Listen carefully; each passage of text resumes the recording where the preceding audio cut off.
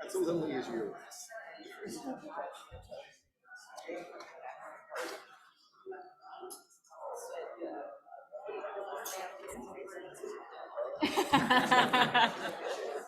I am also in that category, so I feel your pain.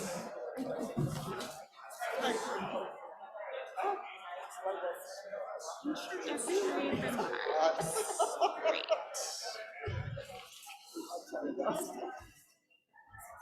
Well, my first time was Shares. very. Yeah, like this. Yeah, yeah.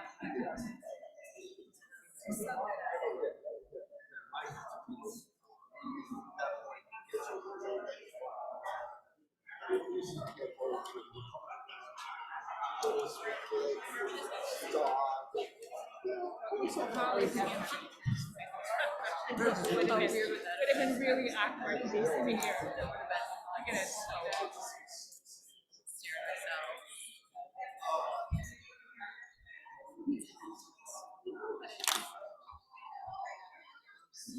It's not a ton, but it's enough. So yeah, it's enough that you put it over the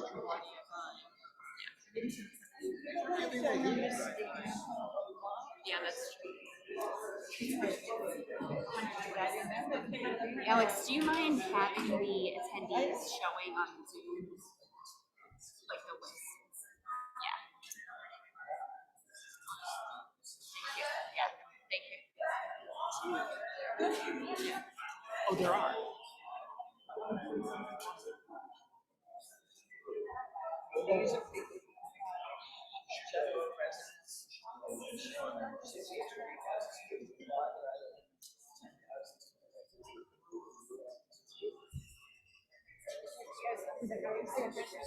Anybody in town know about this guy?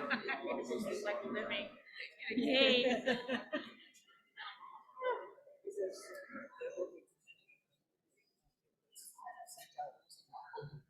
I know I got that. Great picture. Yeah.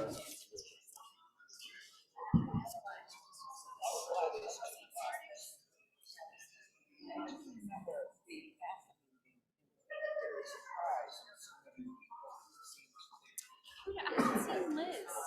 Her mother died. Oh,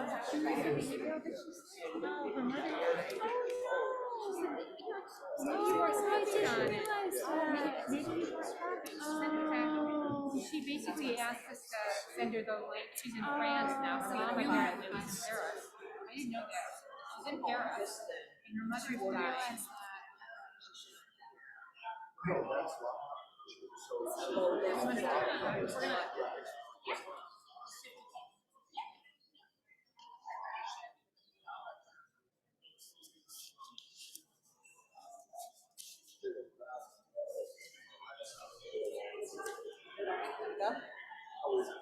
Good evening, everyone.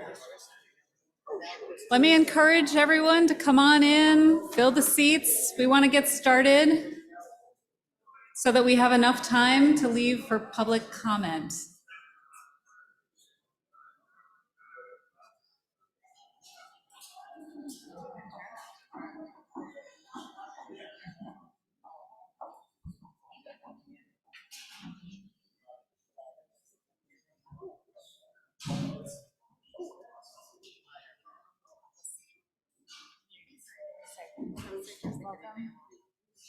All right.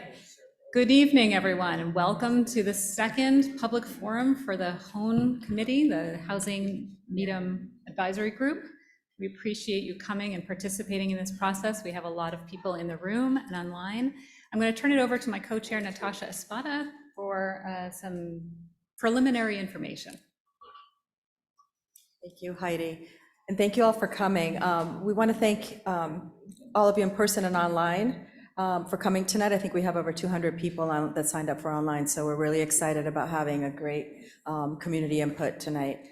I just wanted to give a couple of pieces and pointers of what we've done to date, who we are, and then Heidi's gonna talk about goals and the actual meeting. So the MBTA, as most of you know, the MBTA Communities Act was passed in January of 2021, and it is not optional for our town. There could be legal or there could be financial ramifications. As you know, things are happening in Milton right now and in other communities. So we wanna make sure that the state requires us to comply as a commuter rail community, and because we have to comply, we want to design the zoning of our town together as a community and do it. And this is the second meeting, our community meetings. We have another community meeting coming up, and then we will talk about the timeline. Compliance is required by December 2024, which is the end of the year. But first, I'd like to introduce the committee and the staff and our consultants. So Eric Halverson from RKG Associates, and Emily Innes from Innes Associates have been really great to work with, and they were the consultants that were hired by the town. Our Hone Advisory Group, besides Heidi and myself, is also Kevin Keene from the Select Board. It is G. McKnight from the Planning Board, Joshua Levy from the Finance Committee, Ronald Ruth, a land use attorney, Bill Lovett, the real estate developer, Liz Capania as a renter, Michael Diener as a citizen at large. So we'd like to thank this committee who have volunteered their time to share their diverse skills to be able to work with the community to create the best plan for Needham. The staff, I'd like to thank Lee Newman and Alex Klee and Katie King and Amy Halson for all their hard work, especially with all the communication that's been going on. We've had a lot of communication, including two postcards and not only the email blast, but there was something else. No. In the town newsletter, but also the Needham channel has also been very important. So after these introductions, we're gonna have the consultants talk about the presentation and the surveys to give you information, and at 7:50, we will begin our questions and comments, and we'll be wrapping up by 9:15. So Heidi will talk more about the meeting in a few minutes, but I wanted to give a brief overview of the work that we've done to date very quickly. The Housing Plan Working Group was established in September 2021. So we've been talking about housing now in Needham for a while. We completed this in December of 2022, and it was co-chaired by G. McKnight and myself, and the planning board appointed various local boards and committees, including Select Board, FinCom, School, and others, as well as 3 at-large members of the community. 3 subgroups were created from that, and one was zoning, housing, development and preservation, and capacity building. And that work was, the work updated the town's affordable housing plan, which was completed back in 2007. So it updated it, and it also did some additions. So we did a lot of community outreach for this. Some of you were at those meetings, hopefully. And so we had public education and listening session in January of 2022. We had another community meeting in March. We had a community housing survey, and then we had the draft in 2022. The report was December of 22, and then both boards passed it in January of 23. And the last piece that I just want to say is moving forward with the MBTA Communities Act. So all of that work has been going on since 2021. But what is the purpose behind the new law? And we talked about it at the last meeting, but it's important that everybody knows there's 4 items for that. One is that, as you know, Massachusetts has a housing shortage, and we need to produce more housing. Number 2 is the amount of housing that is financially attainable to most households is really dwindling. Number 3, the Commonwealth is at a disadvantage to compete for businesses, jobs, and talent. And number 4, placing housing near transit stations is good housing, economic, transportation, and climate policy. And then the law establishes a requirement that each of the 177 designated MBTA communities must have zoning that, 1, provides for at least 1 district of reasonable size in which multifamily housing is permitted as of right. Number 2, it cannot have age restrictions and shall be suitable for families with children. Number 3, must have a minimum gross density of 15 dwelling units per acre. And number 4, part of the district must be located within a half a mile from a commuter rail, subway, ferry, or bus station if applicable. So Needham is a community rail community, and it has a deadline again of compliance in December 31st, 2024. And there's a lot of work to be done before then, but December 2024 is only 11 and a half months away. And so the timeline that we have for all of this has to align with the town meeting for community and town approval. And so the timeline, and I'm not sure if we have that up or if we can bring it up.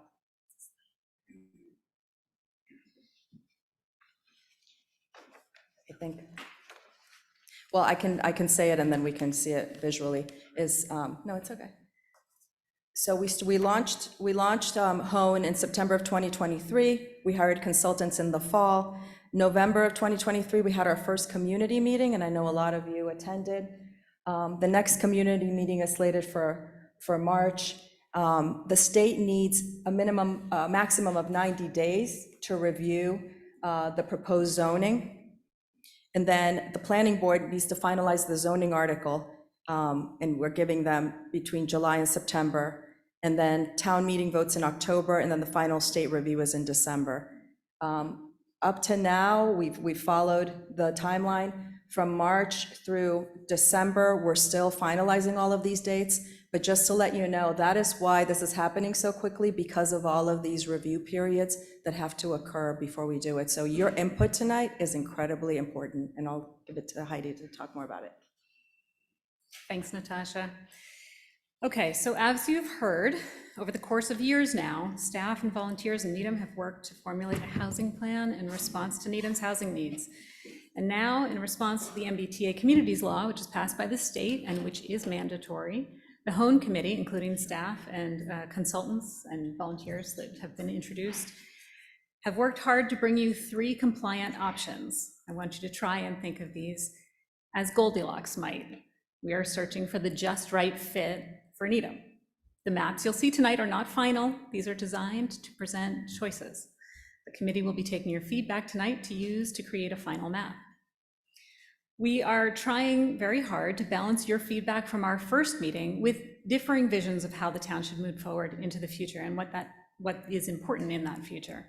That's really the central question of this whole project. How do we envision Needham's future?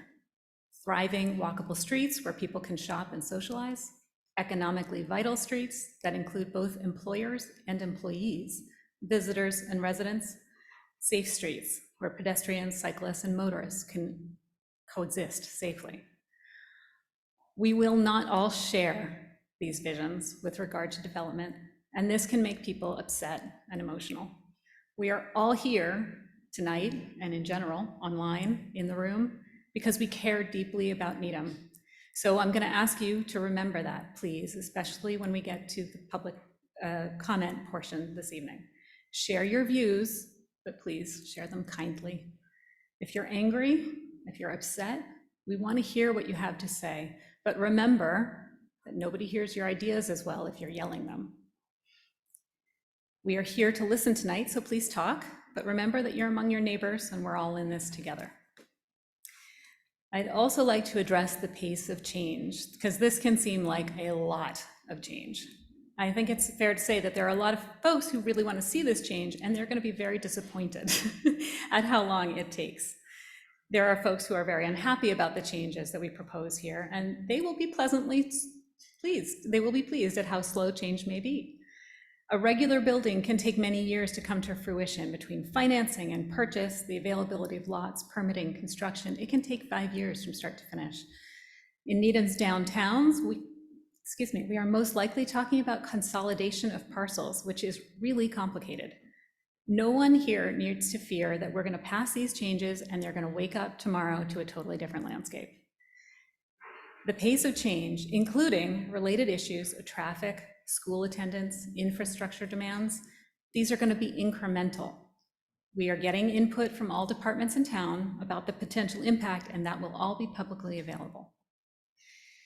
We will have public comment tonight to share and hear your thoughts and ideas, but because our timeline is so tight, as Natasha explained, we also tonight need specific answers to specific questions. So tonight's presentation includes a short survey. We encourage you to do this tonight on paper or online on your phones. The survey will remain open for 6 days until January 24th. So if you need more time to think, or for those who can't attend tonight, we still hope for your feedback. If you can do the survey tonight, I urge you to do it with the presenter. Eric, who will be making the presentation, will be explaining each question and giving each question more color. So try to go at that pace if you can. We will also put the presentation on the Hone web page so that folks doing it later can see the same explanations.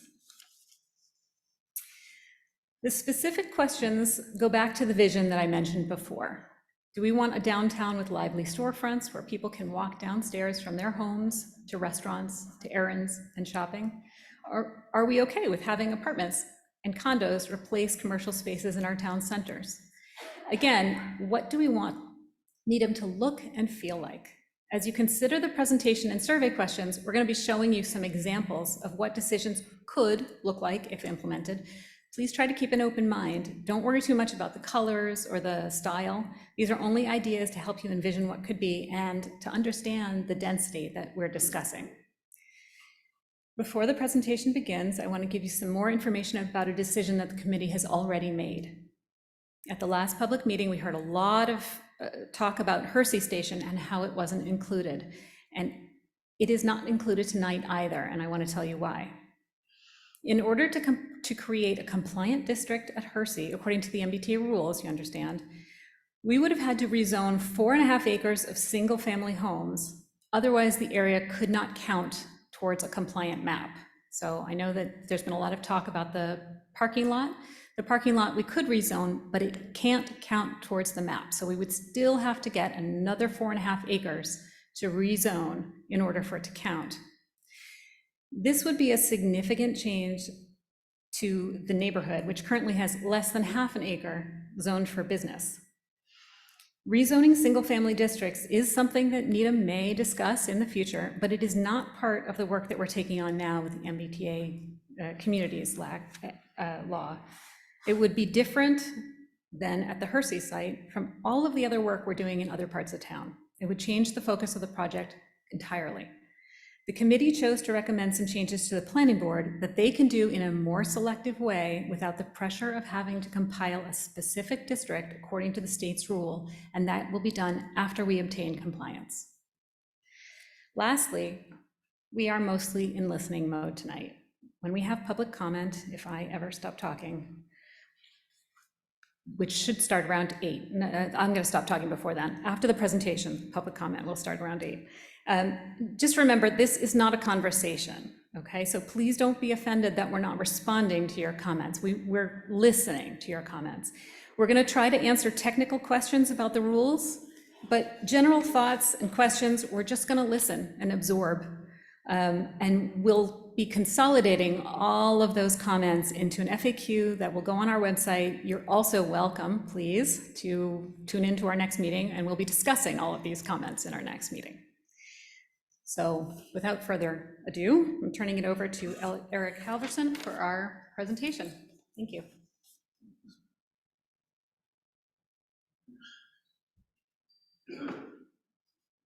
Okay.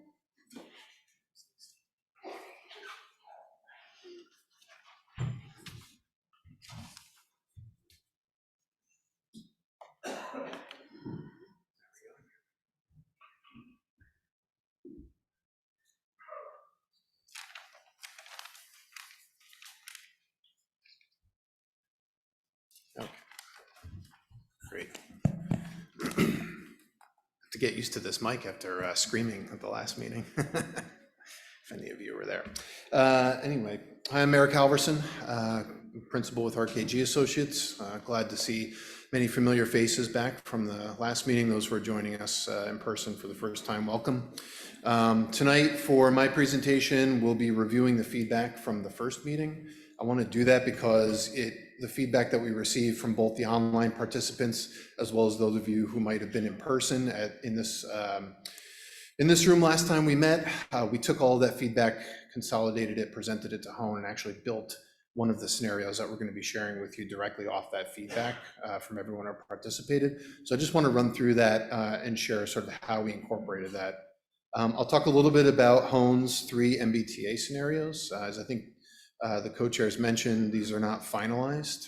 We're just trying to get an idea of folks' preferences on any of the three of them. And then we have specific questions in the survey about how you might want to change whichever scenario or scenarios sort of most closely align with your potential vision for MBTA communities here in Needham. We'll conduct this preference survey together. All the folks who are online will have the option to take that survey through an online platform. You will also have that option if you have a smartphone, internet-enabled device with you. Otherwise, we do have paper copies that we'll hand out when the time is right for you to do that. Just let us know how you'd like to do it. And then we'll move on to the comments and questions. For the comments and questions, if you came in signed in the front of the room when you came in, hopefully you all got a little comment card.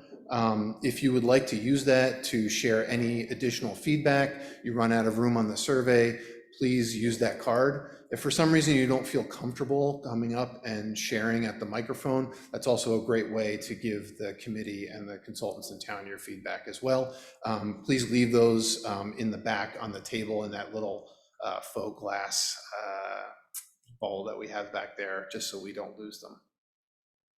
Okay, so from meeting one, the feedback summary, I believe this is also available online in a bit of a longer packet that explains all the feedback and the meeting process that we went through together a couple months ago. You might remember these if you took part in our first meeting, but we asked folks for the different zoning sub-districts that we were considering a couple months ago, how did folks feel about sort of moving the needle on different zoning parameters that we use to test both unit capacity and density. So I'll walk through just the five or six different boards, and each board will show you essentially a summary of the public feedback. The sort of red colored arrows that you see mostly toward the bottom of each of the kind of temperature bars, that's where the zoning is set in each of these districts today. And the coloration, the blues and the greens sort of are sort of color indicators of where people shared their feedback, either with the sticky dots or their feedback online for each of those questions. And what you'll see, I'll kind of go through these relatively quickly so we can spend more time on the scenarios. What I think you'll see is in most of the districts, a lot of the feedback actually sort of indicated to us that folks would like to go above and beyond where the current zoning is set for the districts today. And again, you'll see that by the darker colorations in blue and green as we go through the slides.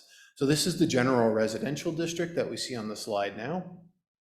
This one I think was probably the one that most closely aligned with where the zoning sits today for these different parameters. This is the apartment 1 district.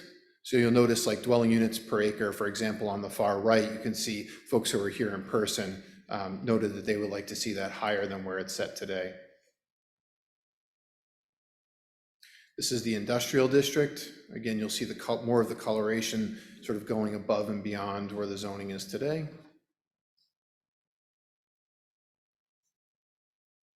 And then if you were here, you remember we sort of combined all the different business districts. And you can see in the business districts that mostly run kind of parallel alongside of Highland Avenue and from north to south.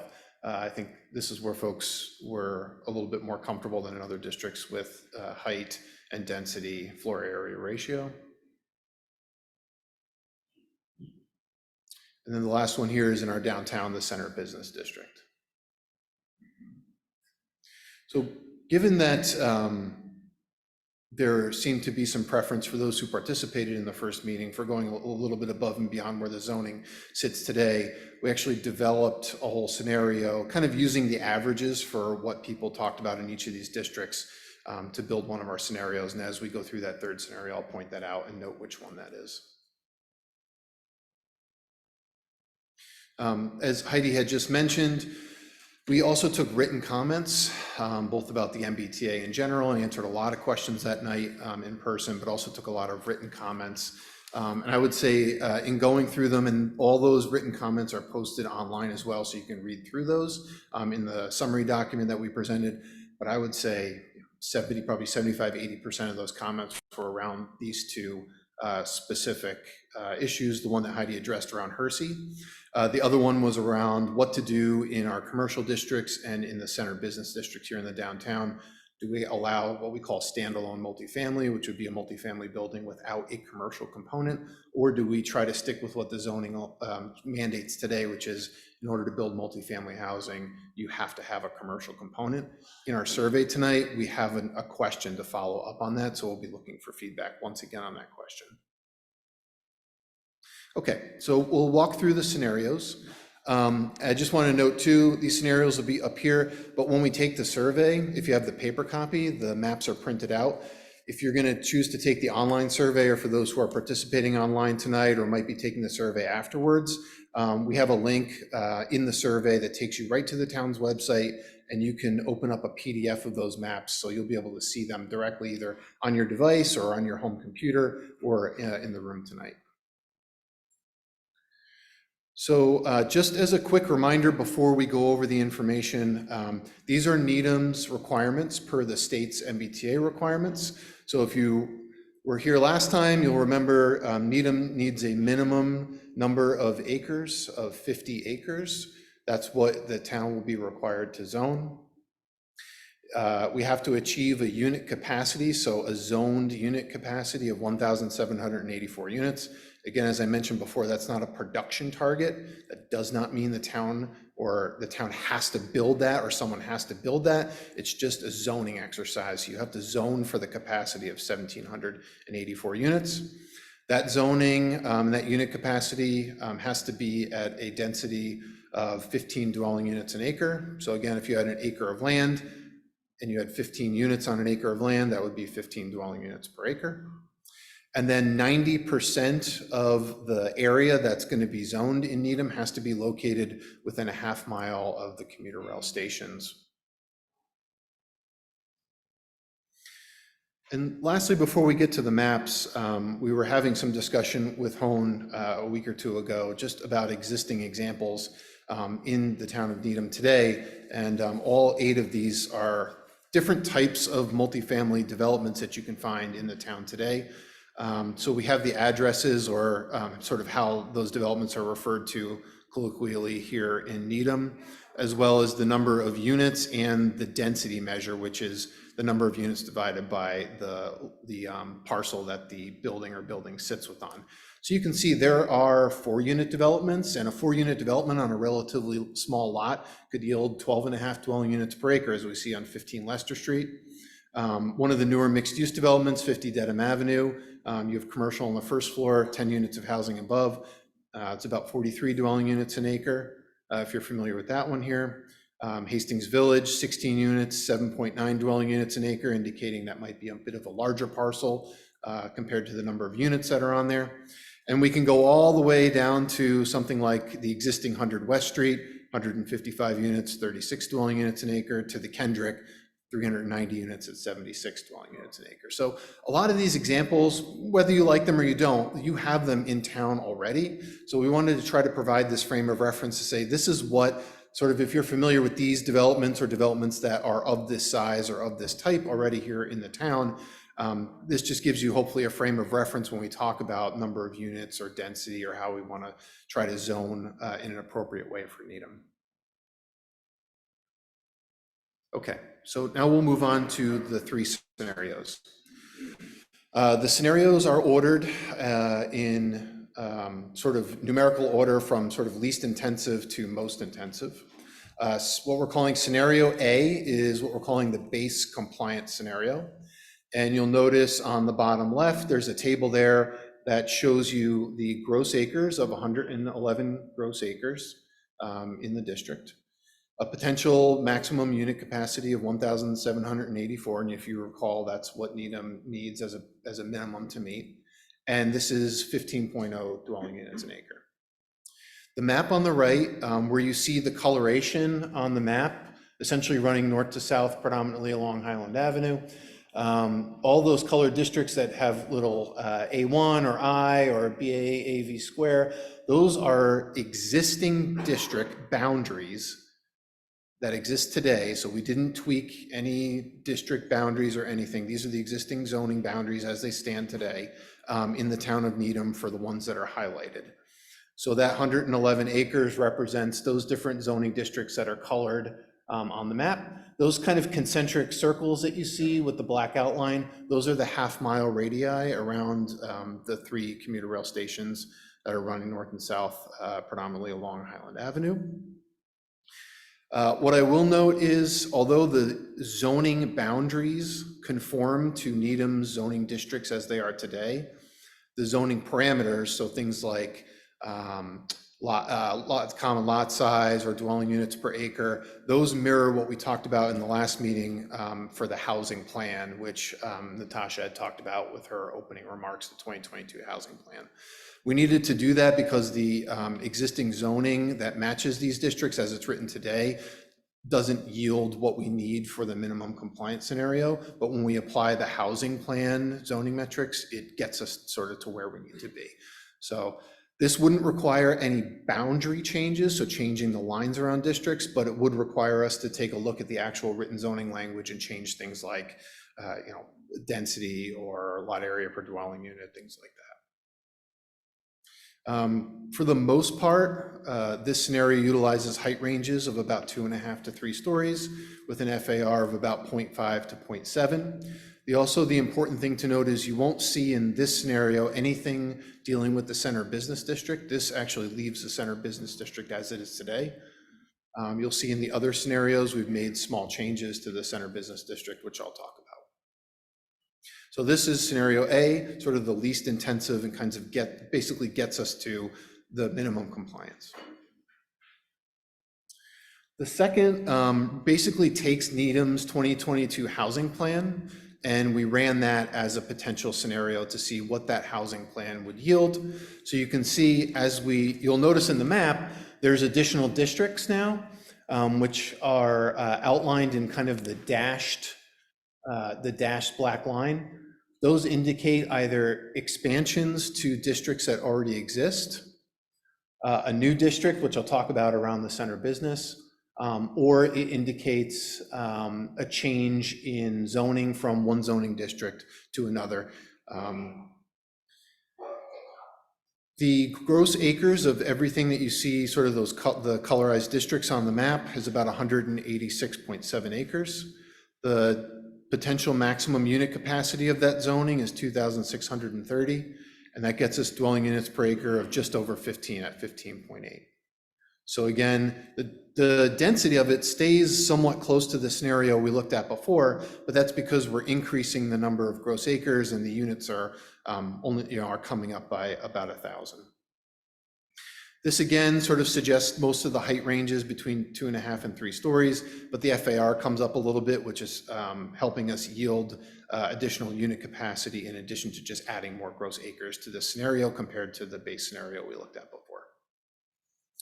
The one thing I would mention here, which is a bit of a change and in discussion with Hone for sort of what to do around the center business district and thinking about the incorporation of standalone multifamily and whether that's sort of, obviously is a policy decision that the town needs to think about, and we hope to gain your insights on tonight, is would it be worthwhile sort of around the edges of what is today the center business district to think about allowing standalone multifamily, but trying to keep I guess what I would call as an outsider, the sort of core of the center business district, the downtown, the area that we're in right now, the area around the Common, keeping that as our true mixed use walkable center, and then the area sort of around, maybe thinking about including standalone multifamily. It might be a way for sort of us to incentivize change around there, to maybe get more customers to live within a walking distance to not only the commuter rail, but also to the businesses that are here. So that's just an idea that we have out there for your feedback. And then scenario C is our most intensive scenario. So in this scenario, you'll see we not only added in some additional districts, but we also took your feedback and everyone's feedback who participated in meeting 1, and this is where we integrated sort of the more intense zoning scenario. So things like increasing the height range in some of the districts to 4 to 5 stories with the exclusion of general residents. We modeled the increased height, we modeled increased floor area ratio. We changed some of the lot coverage percentages that we talked about last time and increased the density. The changes that you'll see are predominantly in the business districts and a little bit in industrial and A1. The other big change that you'll notice here, and the question we'll ask you in the survey, is you'll see in the light yellow color some additional districts compared to the scenario we just looked at. That's the inclusion of general residence. That's something that we talked about at the first meeting, but Home would like to get some additional input as to whether the town feels that that's an appropriate strategy or not. So that is a question that we'll be asking you tonight. Other than the general residence and a couple of small pieces of A1 that come in on the sides, this scenario largely mirrors the one that we saw here in scenario B. But we really gain by adding in general residence. That's where most of the acreage comes from. So hopefully on the right, this will work as planned, but this graphic should ever so slowly change and sort of show you layers of each of those three scenarios as they go through. And just to recap, scenario A, kind of our base scenario, about 111 acres, so about double what MBTA Communities is calling for. We hit our unit capacity of 1,784 and our dwelling units per acre of 15. Scenario B, which mirrors the housing plan, we have 187 almost acres, 2,630 units, zoning capacity, 15.8 dwelling units an acre. And scenario C, our sort of biggest and most intensive scenario, bringing in general residence, 351 acres, 4,782 units, and 15 dwelling units an acre.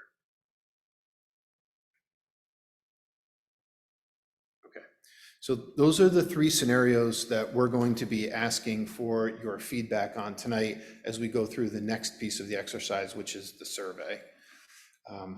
So for the preference survey tonight, there are two ways, as I mentioned, in which you can do the survey. If you have a smartphone or an internet-enabled device, you can scan the QR code. Fingers crossed, everything works. I tested it 5 times on my own phone, but you never know. You can scan that and it should take you to a SurveyMonkey link. When you are able to open that SurveyMonkey link, there'll be some text at the top that explains the survey, but you'll also see a link in there that you can click on, and that will take you to those PDF scenario maps that I mentioned before. It should take you directly to those through the town's website. If anyone would like to take the survey using the paper copy tonight, please raise your hand now, and staff will come and hand them out along with pens so that you have everything that you need. While they're doing that, I'll just talk a little bit more about the survey. If you're participating online, we will ask you in a minute to advance to question number 1. You'll click on the link to open the PDF of the maps, and you'll take a look at those maps as you're doing the survey along with me explaining each of the questions. The way we want to do it is we'll walk through each of the questions. There's only 5 questions, so hopefully this won't take too long before we get to the Q&A. For each of the 5 questions, I will walk through each one. When we're ready to move on as a group, we'll move on. I'll talk a little bit more about the question, explain why we're asking that question, and provide a little bit more detail. If you happen to be very fast with the survey and complete it early, we would just ask for your patience while everyone else finishes before we move on to the question and answer period. Just want to make sure everybody has enough time. The last thing I want to mention, and was mentioned before, if you don't feel comfortable taking the survey now, you want to hear my explanation of the questions, you want to hear your friends and neighbors' comments during the open mic portion before you sort of make your decisions and share your preferences with us, the survey will be open until the 24th. So there's no rush to take it tonight if you don't want to. You could also go back, listen to this presentation. It's all being recorded and will be shared online shortly after this meeting. So it's totally up to you when and if you want to take it.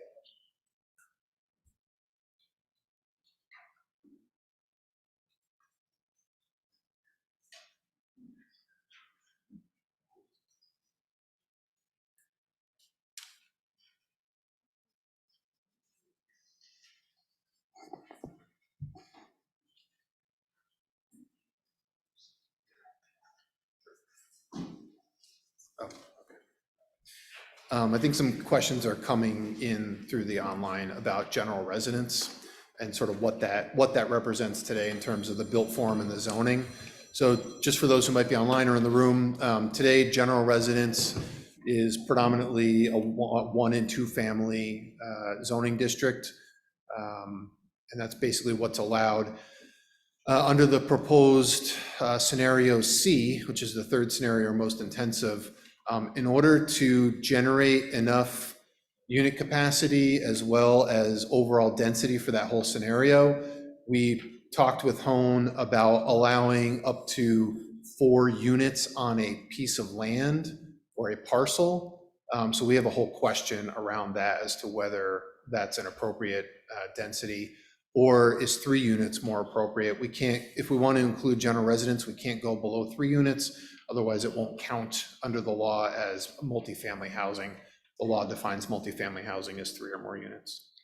Eric, can you also add that the number of units that we're showing that are created by it is the maximum that could ever be built, but it may never be built that way, and that our current zoning allows for much more than what is being built right now? So you're not adding 1,700 extra units. You're actually, based on today's zoning, you're basing it on what's actually been built, not on the zoning, on the current zoning. Is that correct? I'll try to paraphrase what I think Thank you. heard you say. So the unit capacity, I'll just back up for a second if there's confusion. So the potential maximum unit capacity basically pretends that we wipe the slate clean and we demolish every single structure that's in all these districts, which hopefully we all realize would likely never happen, or never happen for the next 50 years or 100 years. And it says if we rezoned all this land as a blank slate, how many units could potentially be built at a maximum under those different zoning scenarios? So the maximum potential unit capacity of, say, scenario A is the 1,784. Again, that pretends that we have a blank slate and nothing exists because we're just talking about zoning, we're not talking about production. And I think where Natasha might be going to is we have to also remember there's existing homes here already that already exist that may never turn over. Someone may decide never to sell their home or sell that piece of land. So those homes already exist.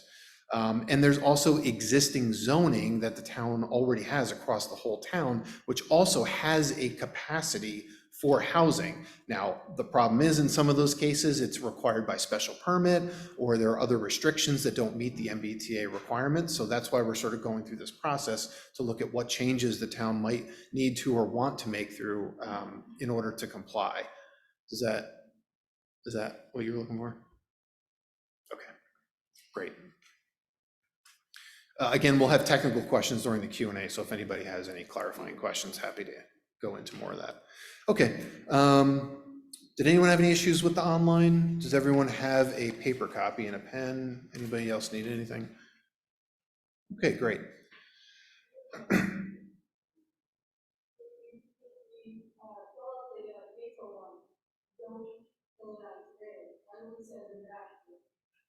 The paper one? I'm sure we could drop it off at Town Hall in the planning department. Is that okay, Lee? Yes, that would be. Okay, yep, you can drop it off with the planning department. Yeah, just to be clear, the planning department is at the services administration building. If you bring it to town hall, you should bring it to the town manager's office. Either one is fine. Thanks for the question, it's a good question. Okay, so question number 1, as you open up if you have a paper survey, it looks slightly different than this. This is the online version. You'll notice here, if you open up the paper survey, you'll see question number 1 at the top. And here we're just asking you, of the 3 scenarios that were just presented, which scenario most closely aligns with your vision for complying with the MBTA Communities Act in Needham? We'll recognize that it may not be any of them, may not be one of them, but we're just asking if you could pick a starting point from these 3, which one most closely aligns with what you would support or would like to see or your preference. And we're asking you just to order them between number 1 and number 3.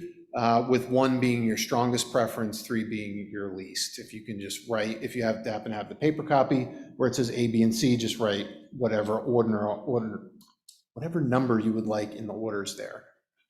If you're online, you can just order the scenarios using the up and down arrows, or you can even drag with your mouse the scenarios in the order that you would like them.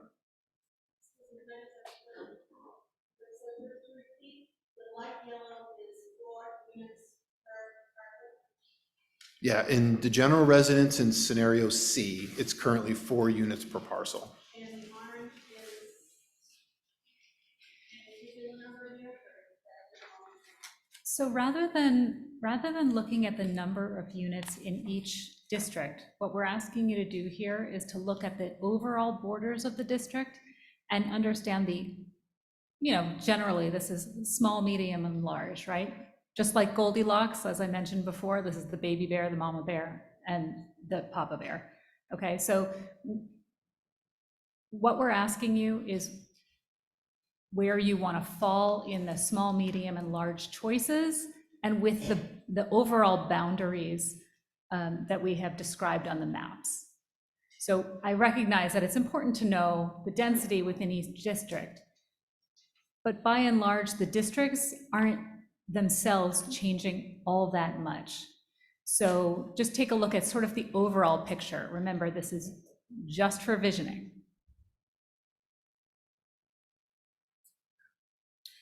I'll give everyone a few minutes, and then we'll just check in.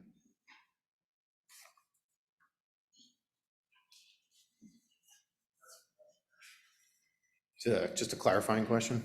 Yeah. Sure. On scenario A and scenario B, you're proposing at least 2 scenarios proposing to reserve general residence at 2 units per lot. There would be no changes under scenario A and B to anything outside of what we showed on the map. Yeah. So general residence is not included at all in scenario A and B.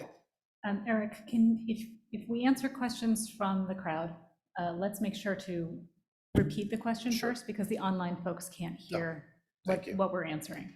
No problem. So just to clarify, Eric just answered a question about general residence in scenarios A and B, and there are no proposed changes to general residence in those scenarios.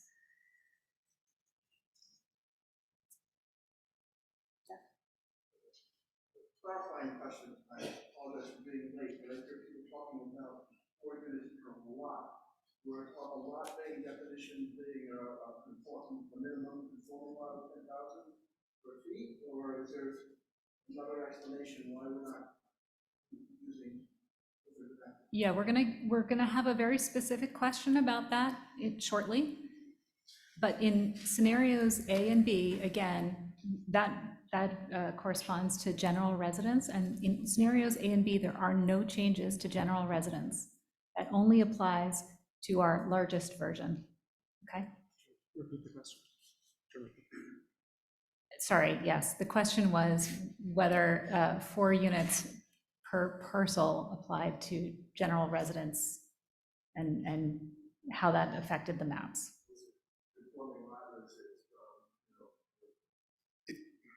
I think I hear what you're saying. That's a level of detail that we don't necessarily, we're trying to get a vision of what people would like. And since 2 of the maps don't include general residence, we have another very specific question relating to this a little later on in our survey. Does anyone need any more time with question 1? There's a question in the back. Okay. this question may be a little bit outside this one today, but since we're being asked to consider changes to the center, I was wondering if anyone selected for planning board could share a vision for the future of the town center. I know there's a lot of work planning to make it vitalize the energy there, foot traffic. How would us voting on any of these changes impact that? Okay, thanks for the question. Sorry, I can't see you, so I'm gonna stand up and hold it awkwardly like this. I'm gonna ask you to hold on to that thought, okay? I think that's maybe a comment better suited to our Q&A and public comment. Right now, we're going to focus on what's in front of us with question 1 and keep moving on. There are more questions to come, and we will be considering and discussing these things in more detail later. Let's hold on the questions unless they're really related to what we're doing, and we'll see how it goes from there. Okay, hang on. Let's just finish questions about this. Thank you, Gary. Thank you. All right, let's move on to question 2. And I think also, just to remind everyone, the timeline for these questions is until 8, so that we can have public comment. So I want to make sure that we get through the 5 questions and then be able to have public comment, because that's why we're here. Okay. So question number 2, we're asking for the scenario that you identified that most closely aligns with your preference. So if you chose scenario A, scenario B, or scenario C, you'll answer questions 2 and 3 based on that preferred scenario.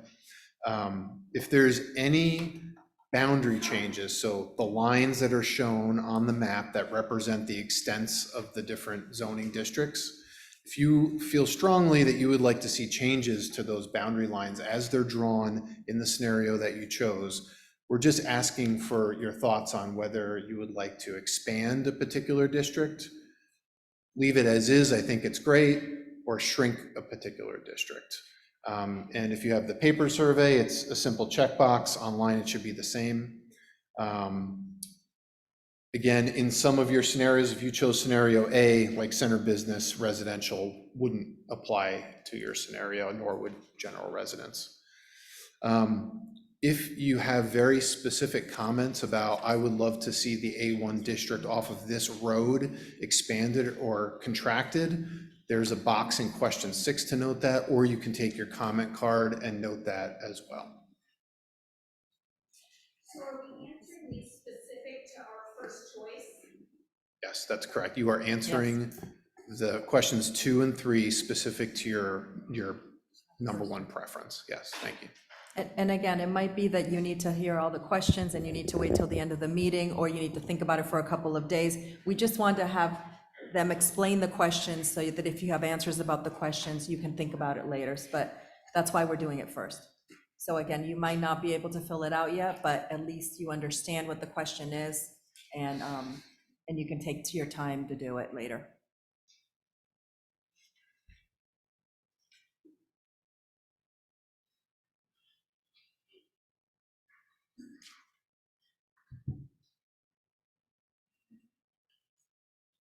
Anybody need more time? I suspect this is one that people will come back to. Yep, no problem. Okay, question 3, again, please answer this question based on your preferred choice from question number 1. This is just about units. If you're online looking at the PDF maps or you have the paper version, you'll notice on the bottom corner of each of the maps, we have the unit counts listed on there by the districts that apply to that scenario. So we're just asking, based on the number of units that are shown, is that something you're comfortable with? Leave it as it is. Something you're uncomfortable with, I'd like to see a decrease in units in that particular district.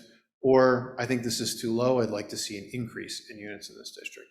And the answers that we're going to get from question 2 and 3 will really help to inform the discussions that we're going to have with Hone as we start to sort of whittle it down to one scenario and start to run with that. We're going to be playing with the district boundaries as well as the zoning that then impacts the unit. So just trying to get your general feedback on if you think this is way too much, perfect as is, or not enough.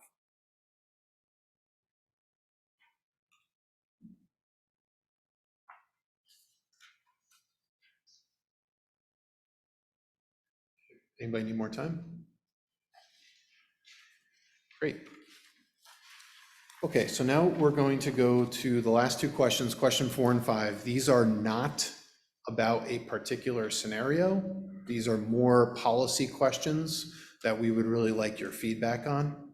So the first one, I'd sort of talked a little bit about this before, but and I had talked about it in relation to the center business district, but it also applies to other business districts in the town, like Avery Square or Chestnut, maybe Hillside Avenue.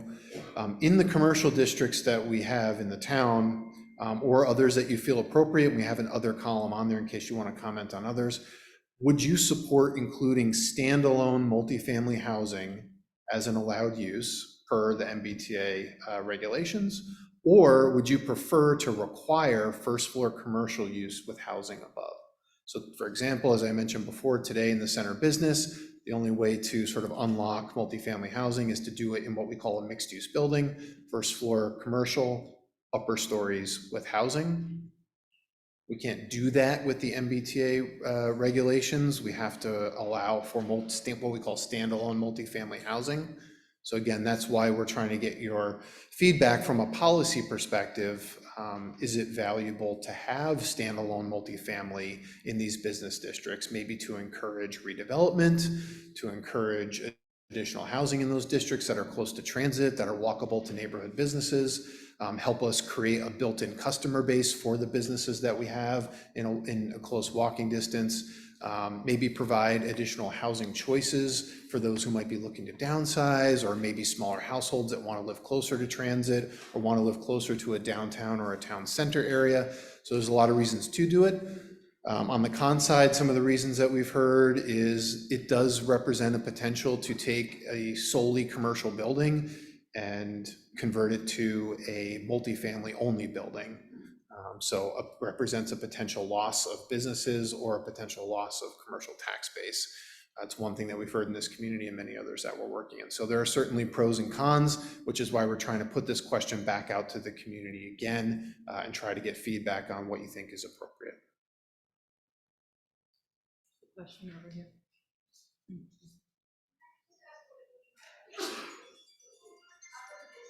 Sure, the question is what is meant by other districts? So there are additional commercial districts that are highlighted on some of the zoning scenarios. So for example, scenario C, we also have like Hillside Avenue, and we have the business district. So if you feel like you want to comment on those, these three were the ones that the Home Committee really wanted to put out to the public, but we do recognize there are other commercial districts in town. Can I ask, are the industrial cells, those You can use the other district. The question was, can you mark off more housing in industrial? I would encourage you to use the other districts line and just write it in. Great. Anybody need more time on this one? Okay, last question. So the Needham's 2022 housing plan did envision the inclusion of some general residence zoning districts as part of the town's overall MBTA district strategy back then. So we wanted to put the question back out to the community. Is that something that you would support, sort of the inclusion of general residence as part of the MBTA district? And as I mentioned before, in order to do that, we would have to change the zoning to allow up to 4 units on a parcel of land. Of course, that land would need to be conforming with other zoning regulations, such as things like minimum lot size. If you didn't meet the minimum lot size, you wouldn't be able to build on it anyway. So you would have to have a conforming parcel. So we've sort of broken this question into 4 different choices. So I support including general residence as part of the MBTA district. So if you're in support of that, you could check that. I do not support it, would be option B. I support including general residence, but would prefer to limit the zoning to 3 units on a parcel. So instead of 4, we would go down to 3, which again, 3 units is the minimum that we can do to qualify as multifamily housing under the law. So that's why we have that there. Or D, I just need more information. If you need more information, please do note that either on question 6 or on the card, and we'll be sharing that with Home. And on the map, the general residence is the light yellow. What's the zoning right now It's 2. Go ahead. 2 units per acre. The zoning right now in GR, just to repeat the question, is 2 units on a lot. 2 units per 10,000 square feet, to be more precise. Up to, I mean, you could also do a single family Well, you could as do well. 1, yes, but you can't do 2. Anybody need more time? Yeah, so I'm confused. So 2 units per 10,000 square foot, 1 or 2. But you mentioned 4 or 3 on a parcel? We're talking about 10,000 square foot parcel, acre, half acre, I don't understand. Sure, so the question is, what parcel size are we talking about when we say 4 units or 3 units or 2 units on a parcel of land? So in the general residence districts today, parcels are of all different sizes. So one thing that we're gonna be talking about with Hone is how do we appropriately set the minimum lot size such that we don't create a lot of non-conforming lots that then can't be counted as in the compliance model as we run for unit count. So for example, if we were to set the minimum lot size at an acre in GR and all the parcels are an average of 8,000 square feet, that's not gonna work very well for producing housing. So as we work with Hone and the committee, we're gonna try to tailor those recommendations to make sure that it meets what the community wants. But when you're saying 4, or can you explain, when we're saying that right now it's 2 per 10,000 square feet, when you're saying 4, is 4 per 10,000 square feet or 4 per parcel or 4 per acre? Yeah, it would be. We haven't made that decision yet? Right, it would be 4 per whatever we Whatever we decide, decide. whatever the committee decides would be an appropriate lot size. That's the what?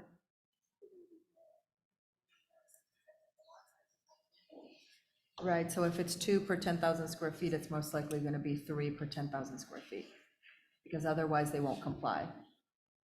And one of the things that we've been working with the consultants on is that we're looking at kind of big picture here of zoning, of colors of different districts and everything. Then within each district, everything, they put it into a computer program based on all these different criteria. And it's super technical. That's why we don't want to go straight to the technical, because it could change based on how you put the numbers in and based on the sizes of the lots and everything. So what we want to get at least is understanding, is general residential something that you would be open to discussing? Is, 1, 2, or 3, what you think would be best for Needham? That's why we're going big picture. And then once they start putting all these numbers into the computer programs, you can start saying if we comply or we don't comply. So it's pretty complex. It's not just colors on a map. It's actually has to do with the 3D also of each lot. Did I explain that okay, or did I? Okay. Oh yeah, I forgot this in here. So just some examples of different types of 3 and 4 unit buildings that we had pulled. Again, I recognize we might not all like the style and the siding on it and the color and the landscaping, but just in terms of like different types of massing or sizes of buildings, they could be side by side 3 townhomes on a particular parcel of land, could be your traditional triple decker, could be designed to look like a house that just happens to have 3 smaller units in it. So there's a lot of different ways that a 3 unit building could be represented in built form. And then just in terms of 4 unit buildings, there are also a lot of different ways that a 4 unit building could be designed. Some of them look like just large homes. They just happen to have 4 units in them. Some of them are more modern style, some of them are more traditional style. They could also be 4 townhomes if the parcel had enough frontage and was large enough. So there's just a lot of different ways that these can be represented and also integrated appropriately into existing neighborhoods. And then question 6 is just a comment box on the back. Please feel free to share anything with us, either about the questions or anything else that you want. Also, same with the comment cards that were there at the beginning.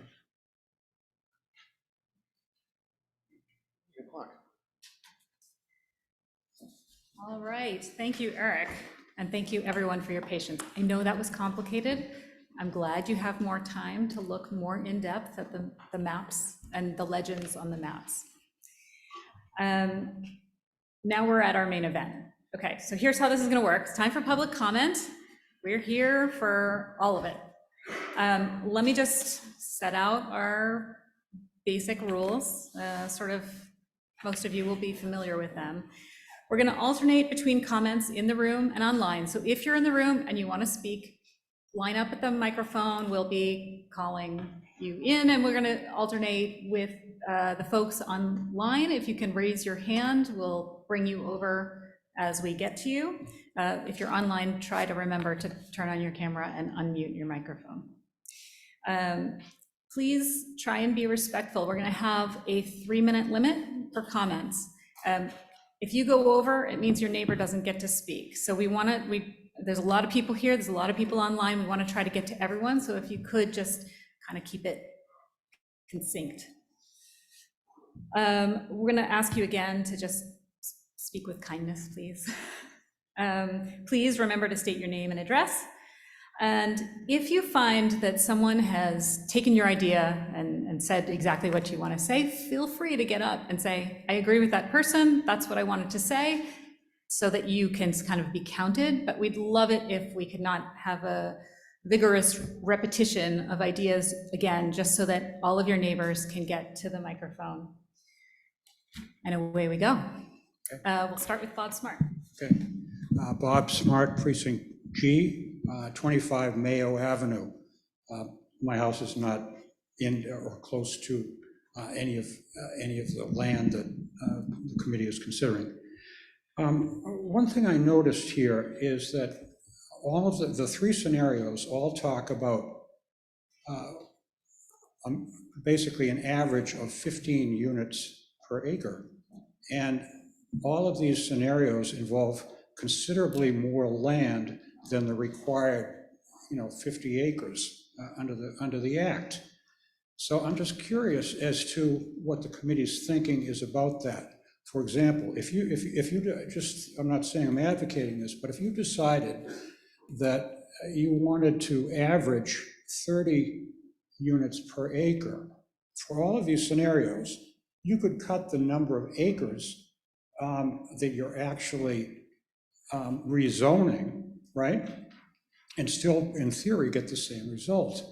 And the other thing I'm interested in is, has the committee considered how much production of housing is actually likely to occur at different density levels? It may be that you're going to get very little action at 15 units per acre, but you might get a lot at 30 units per acre, for example. I'm also interested in, if you increase that density, what effect would that have on the cost of development and therefore presumably the cost of the units? So I'm interested in all those things. Thanks, Bob. Do we have any speakers from online?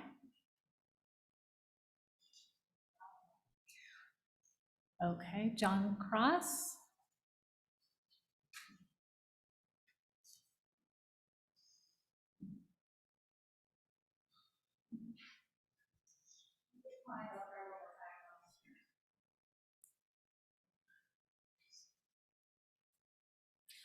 Okay, let's, maybe we'll take the next speaker in the room and come back to our online group. Hi there, I'm Jan Soma, Precinct D, town member, and I'm 106 Marked Tree Road. Thank you to the Hone Advisory Group for having this public conversation about our MBTA Communities Act rezoning. We really appreciate your work.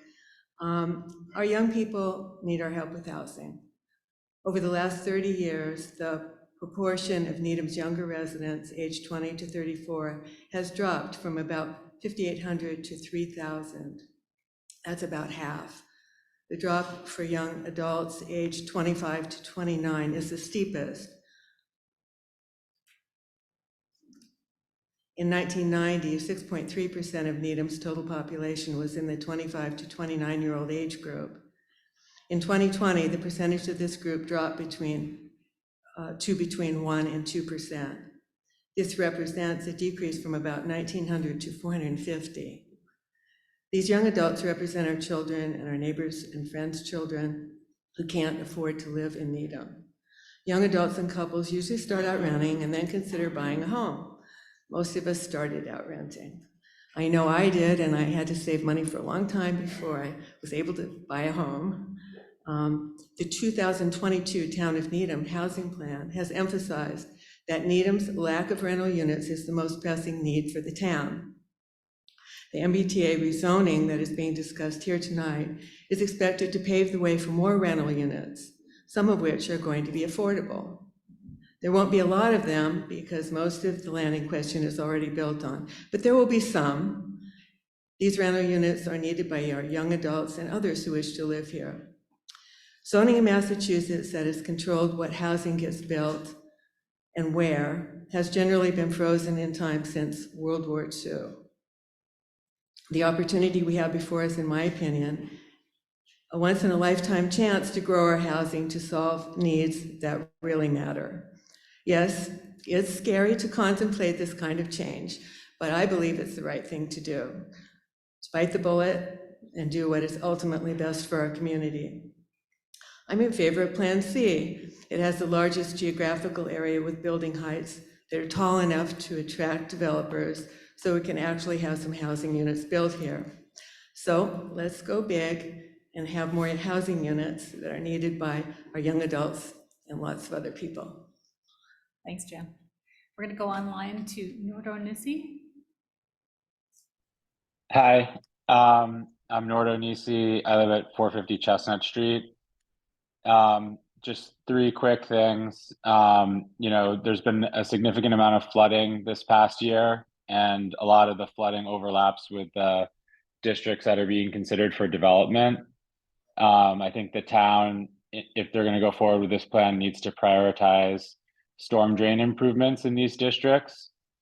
To the extent possible, encourage the use of materials that allow for the flow of water and the minimization of runoff during the development of these parcels, and to tweak the parameters to not develop land currently used to store this type of water. So the main problem I see with Plan C is a lot of development of this water storage land in town. Two other quick things: the Graymont parcel I think should be removed. That's a really tricky property in town, and I think some of the zoning restrictions need to be maintained because development of that parcel would require significant infrastructure changes. And then, I support the development or inclusion of the central business district. But I think commercial space should be maintained to encourage or maintain our active downtown space. Thank you. Thank you.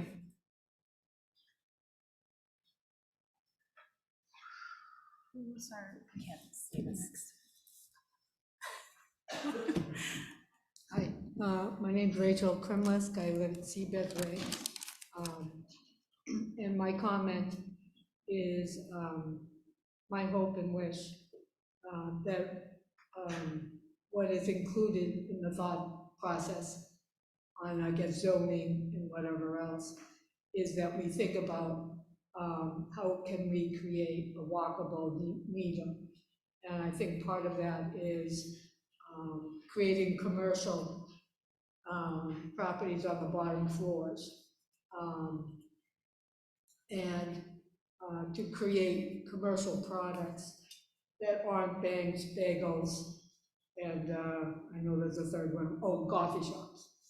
So we wanna, my hope is that we think about the zoning, how can we zone things to get more diverse commercial products to come into town so that we can be maybe a more artsy town, maybe a more music town, to help bring people in and create a community, right? So that we're all walking around instead of driving. Thank you. Thank you. Okay, we're going to go online. I believe the next person is Stephen Snitzer. Hold on. Hello, thank you for taking my question. This is just a question. What are the ramifications of including those residence districts in the MBA counting?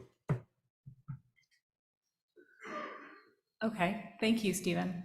We're going to be taking questions like that and compiling an FAQ, so I'm not going to answer that now. It's not exactly a technical question, but we will keep that in mind and include that. Thank you for asking. You're welcome.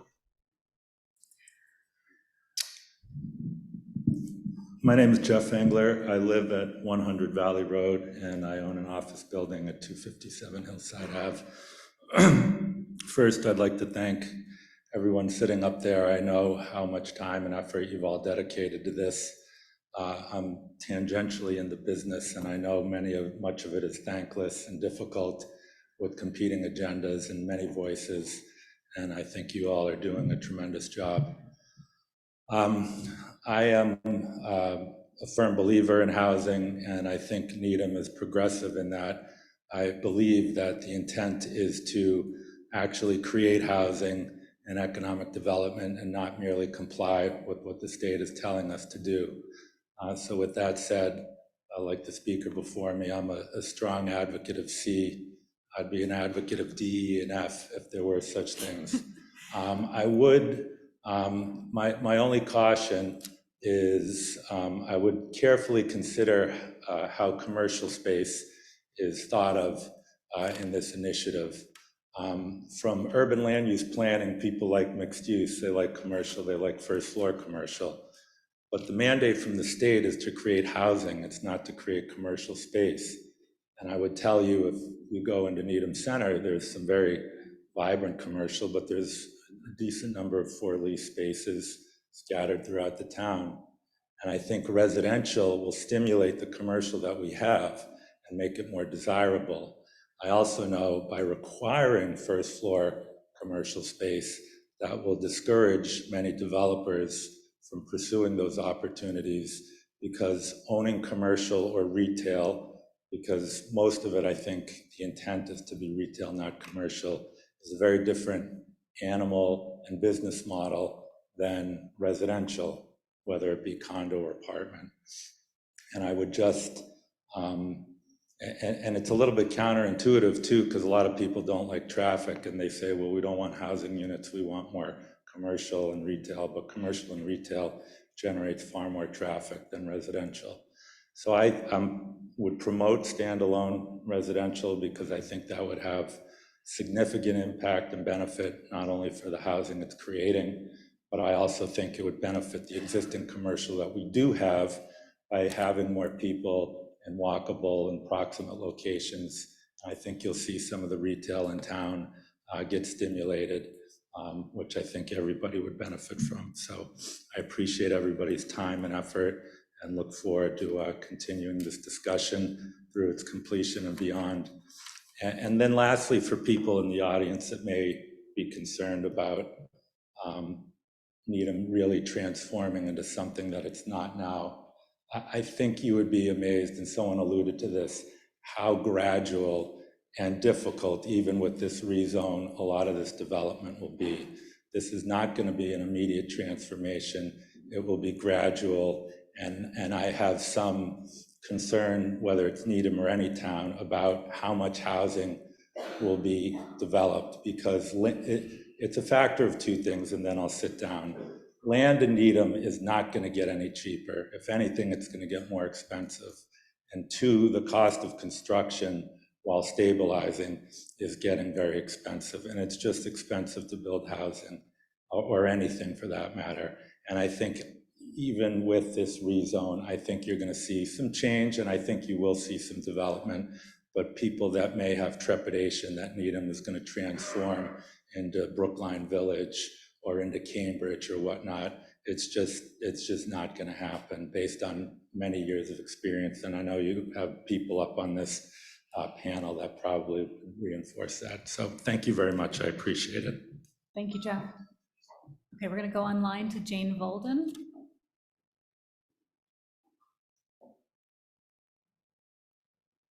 Can you hear me? You can. Okay. I chose scenario A, which was the most conservative. And the reason I chose that one is because, I mean, we haven't spoken at all about the financial impact to the town and the taxpayers at all. So my approach would be to take a conservative approach and start out small and see what happens, because you can always expand in the future, but you're not going to be able to shrink once you expand. So again, that's my primary concern, is that there could be Again, if you have more dense housing, you're going to have more students in your schools, and we all know that schools are a major expense right now. And the other comment I just wanted to make in reply is that about, you know, hoping that by doing this expansion and housing that, you know, more young people will be able to, you know, afford to move in. But again, like that gentleman just pointed out, the cost of land in Needham is not going down. And although I know there's going to be maybe 10% of, you know, low income, I think that any housing that's going to be built in the future is still going to be at a very high price and probably way above anybody who's probably in their 20s or early 30s possibly can afford. Thank you, Jane. Thank you.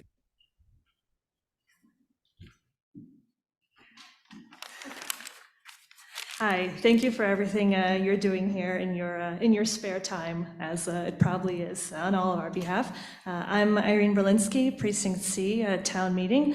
So my question relates to the future of the town center. I know a lot of folks here today and behind the tables are involved in drafting or weighing in on the vision of what it's going to look like, how we can make it more walkable, more vibrant, bring in more foot traffic. I've even heard ideas of making pedestrian-only streets, which is intriguing. And since we're voting on what we prefer, and some of these options, B and C, require some rezoning in the town center for residential only, I just love to hear from the folks who are thinking about it, how that might fit into those plans. Does it mesh well with them?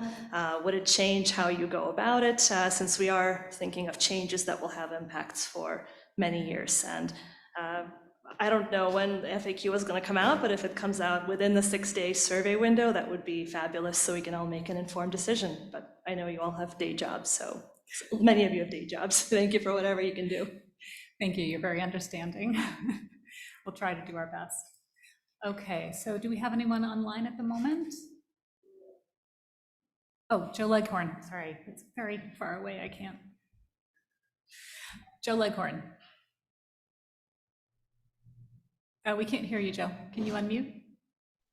Thank you, Heidi, and thank you to the entire committee for your efforts and your good work. As many of you know, I am a supporter of housing in Needham, low-cost housing, low-income housing.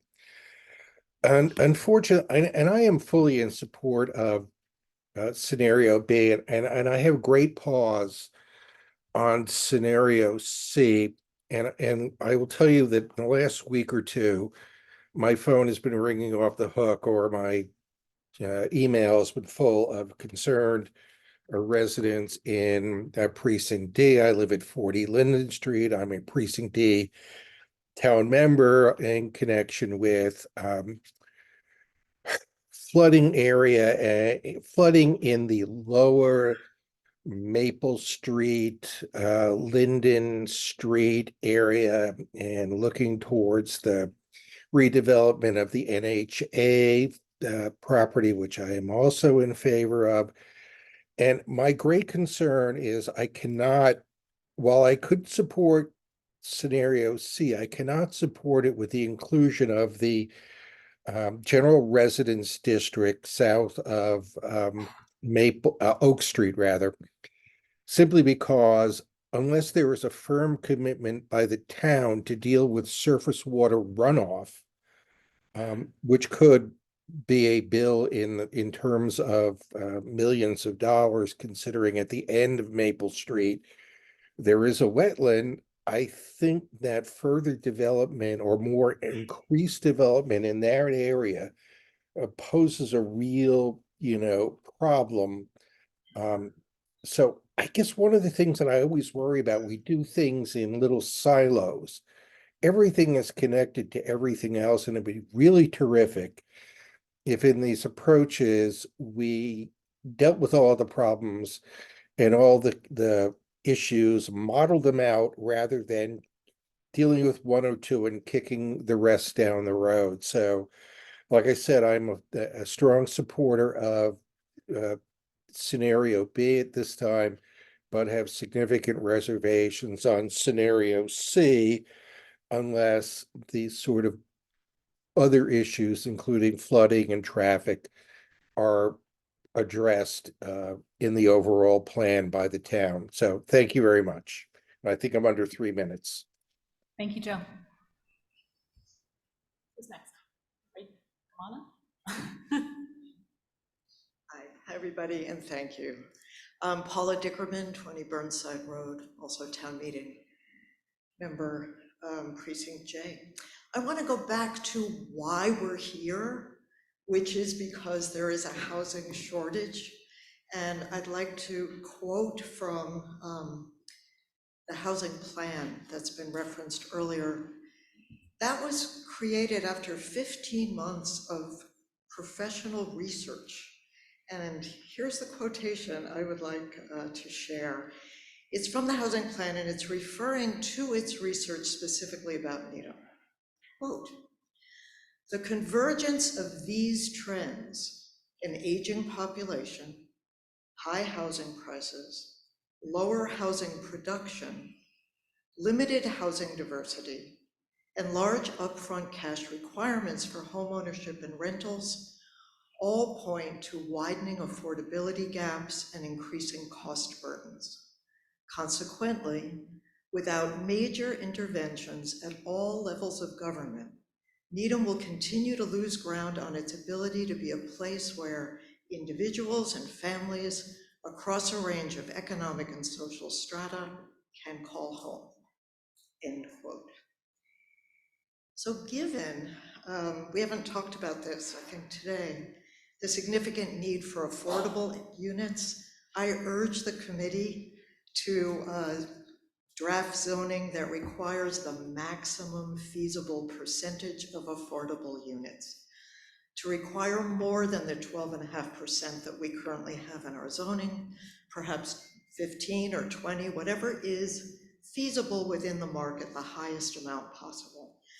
Many professionals, such as new teachers and other municipal and other local workers, might qualify for and greatly benefit from affordable, meaning here subsidized, housing because of the limits there. I am personally in favor of zoning similar to scenario C.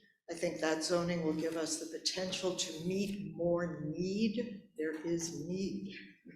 It's also distributed over more parts of the town, and it'll be built, if at all, over a really long period of time. I am hearing about flooding, and I have confidence in the committee that you'll do your work, and that maybe not all of the things that have been proposed in the maps will be included, because there are some significant issues that we need to deal with. If the town chooses to approve zoning that barely meets the minimum requirements of the MBTA Communities Act, we will have done close to nothing in response to the need for additional types of housing in Needham. As we've seen, there is hardly a material difference between scenario A and our current zoning. I'm going to ask you to wrap it up. I hope you will not fail to act in a way that could actually make a difference. Thank you. Thank you.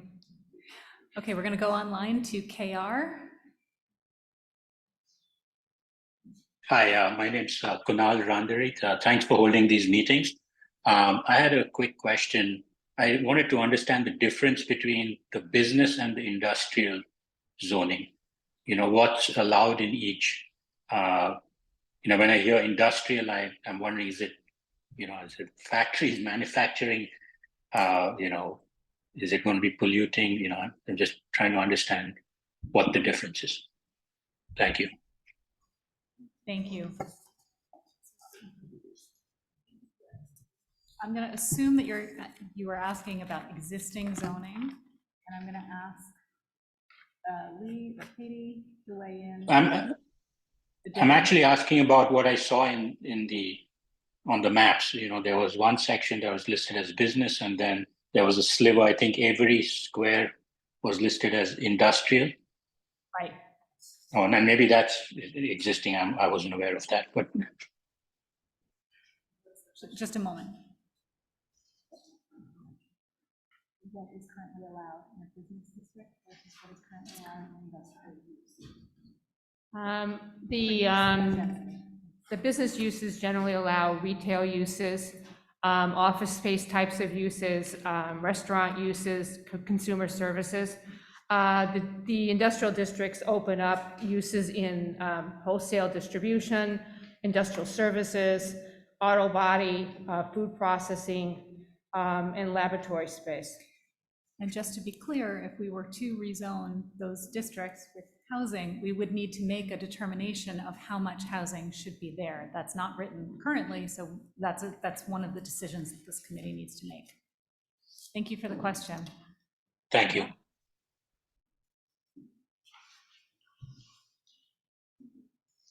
Good evening. Jeff Heller, 1092 Central Avenue. The home where I live is a non-conforming multifamily, and I also own a property on Lincoln Street right across from the parking lots, another two-family. I would love to support, the Plan C, but, the work is in the details.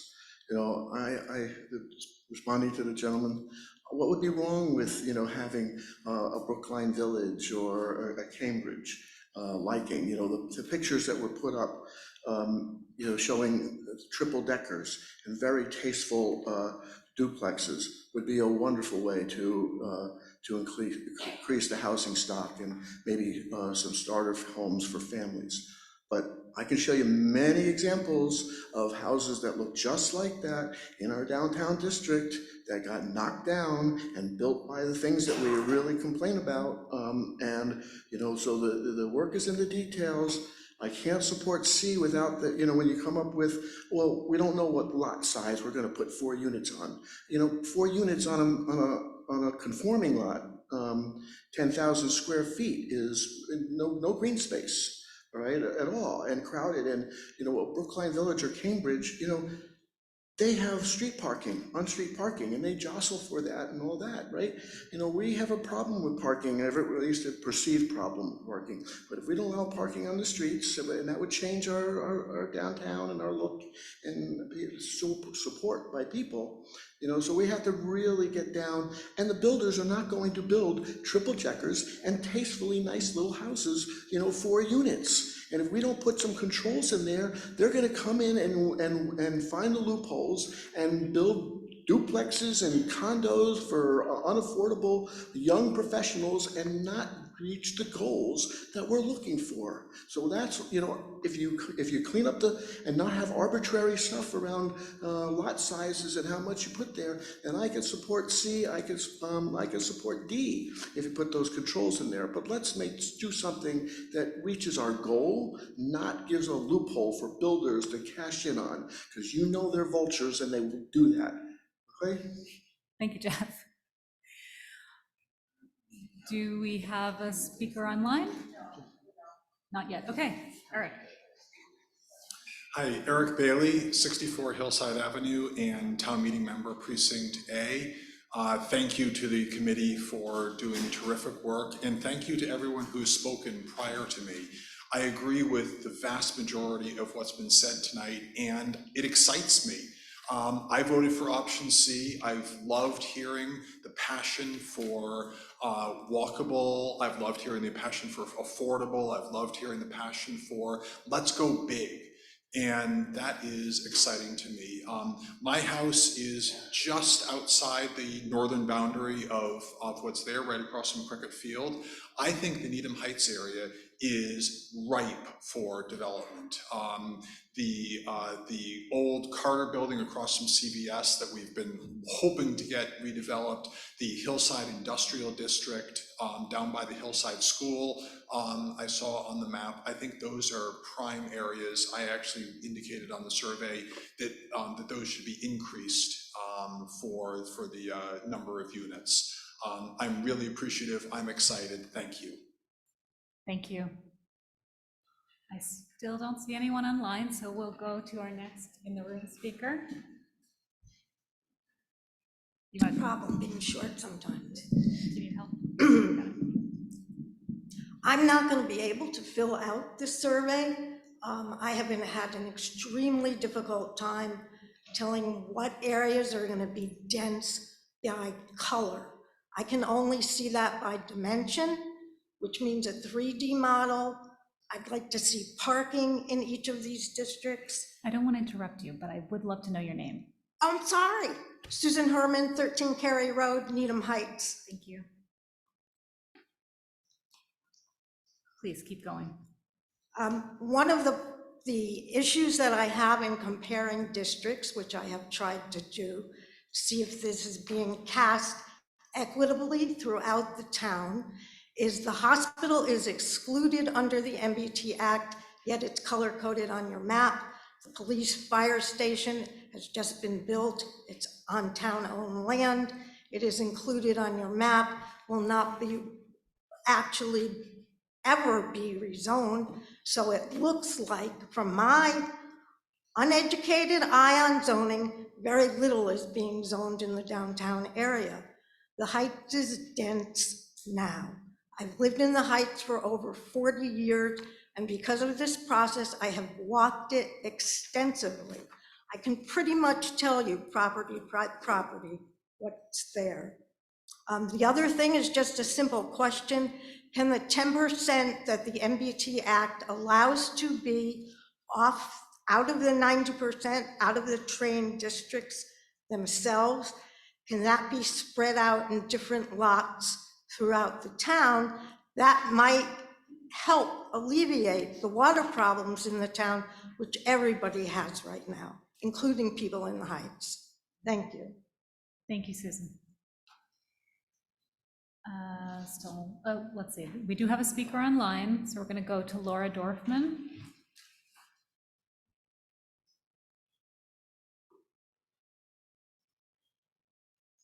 Laura, can you unmute? Thank you. My apologies. So my name is Laura Dorfman. I'm a town meeting member. I'm a co-chair of the CPC, and I'm on the Historical Commission. My comment isn't related to the three options. My comment is about looking at our demo delay bylaws and how maybe that should be dovetailed in with this initiative and other affordable housing initiatives. So right now, our current bylaws allow for any home to be torn down and rebuilt within current zoning, unless it's on a historic registry, which includes about 145 homes. So basically, any home in this town is available for tear down. And I'm wondering if, as it relates to this initiative, if there are requests for demo delays in these zones, can they be reviewed before the demo happen? And should we look at these demo delay bylaws as part of our overall look at affordable housing, not just within these MBTA guidelines, but within our other initiatives to create affordable housing? Because what we're seeing now, and everybody sees it, is ranches and multi-family homes being torn down and very large modern, maybe 4,000 square foot, maybe bigger, being built, which totally precludes people who are not very high income from living here. So I'm just wondering if we can incorporate and review the demo delay bylaws as part of this process. Thank you, Laura. Thank you. Thank you, Heidi. Thank you, committee, for all of your hard work, all of your many hours of volunteer time. Gary Ajamian, Precinct F, Meeting House Circle. I'm not in any of the proposed zones, and truth be told, I have no experience with zoning. So I'm trying to get up to speed with this. As a town meeting member, what I've done is I've reached out to many good folks all across town, which I believe all town meeting members are currently doing. All 250 town meeting members, I'm sure, are out there talking to residents, educating them and getting their input. Because most of the folks I speak to have little or no experience or understanding of this complex and opaque, very, very tricky MBTA Communities Act. Some residents are impressive. They're very tuned in and have helped me to learn more about the issue. And they've asked me a few questions, and I keep hearing the same question over and over again, which Heidi, you touched upon. Why are these proposed MBTA plans protecting the residents in the Hersey MBTA neighborhood and penalizing the residents at other MBTA stations? For example, the Heights and the Junction are heavily impacted from what I can see. And why has that area been excluded when in fact, Heidi, you explained the 4.5 acre issue, but there actually is open space right next to the Hershey station, which could be factored in, I believe, very easily from my understanding. The Needham open space land, Needham owned golf course, a portion of that could be included, I believe. Please correct me if I'm wrong. Unfortunately, we're not having a conversation, sorry, but I do want to let you know that town-owned land is not eligible to be included in the map.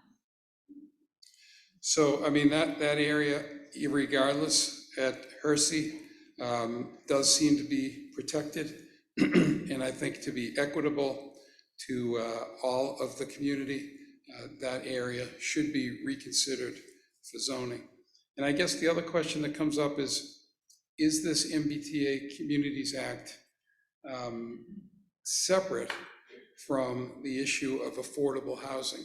Because I see the two merge together, and I know there are plans to try to make one work with the other. But I hear a lot of people confused.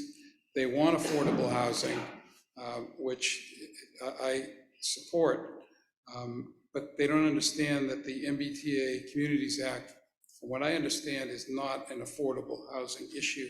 It's a zoning issue.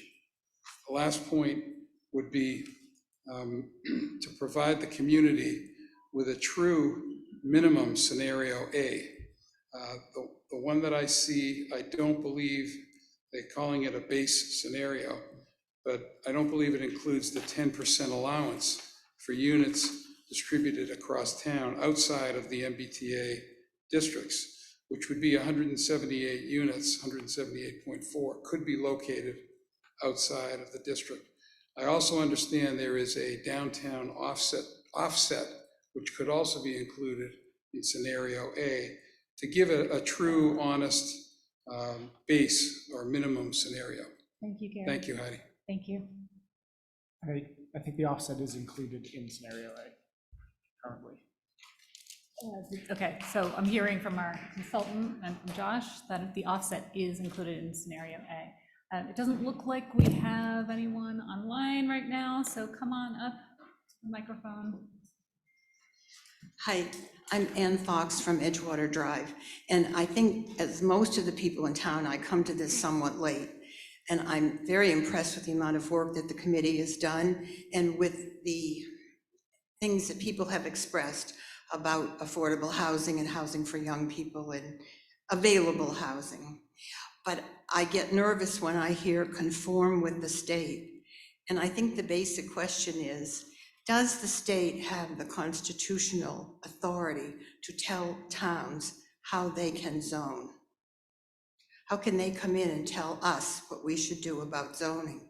We may want to do the same thing, but it should be our decisions, not the state. To me, that's the main question.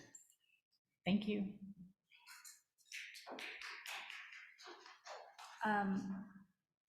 Okay, Artie. Hey, again. I don't envy your tasks, but they are a very necessary task. Let's start with an introduction, Artie my friend. Crocker, Precinct I, thank you. Again, I don't envy your task. It's a lot of hard work. A lot of us have been there, and it's coming the planning board's way at some point soon. The question I have is I support a version of 2 maybe going in a little bit towards C, maybe, or 3, a little bit. Question I have is, in the downtown, so the center of town makes perfect sense. Can we do something to include going off towards, at the intersection of Great Plain, Dedham Ave, going over to Warren Street, going back to Dedham Ave and coming back? Because there's already some multifamily there anyway. But I think that triangle is left off altogether. No, although I would only support the additional housing there is, and that triangle is multifamily, not multi-use, multi-purpose. But it seems like that's a possibility. Now, I don't know if that chunk that's multifamily has to be a 5-acre chunk, if it's going to be connected, or it can be connected with that business corner there. I'm not sure what the requirement is there, but I think that's something there should be included. But I would not want that to be multi-use in that triangle like that. And the other is, I mean, I hate to bring this up, but I do. This other thing. This is something for the future. What we do now is something that will be here for a very long time, whatever we do. And I'm sorry, I have to bring up Hershey Station. My apologies, I don't apologize. Sorry. I feel I have to bring it up. I know it's a difficult thing. I know it'd be something difficult to lift. But I look at that area, drugstore, beautiful bakery, a convenience store, gas station, some other dry cleaners, some other things going on there, and it almost reminds me of like a village. Or potential of a village going into the future of some kind. And I mean, I understand the difficulties. I can imagine them. But whether you take a plan that would work without it, but then also include it, just in case. I guess I'll use the phrase just in case it doesn't fly. For some reason, I'm not sure what. But when I look into the future, that's what I see. And that's what we have to plan for.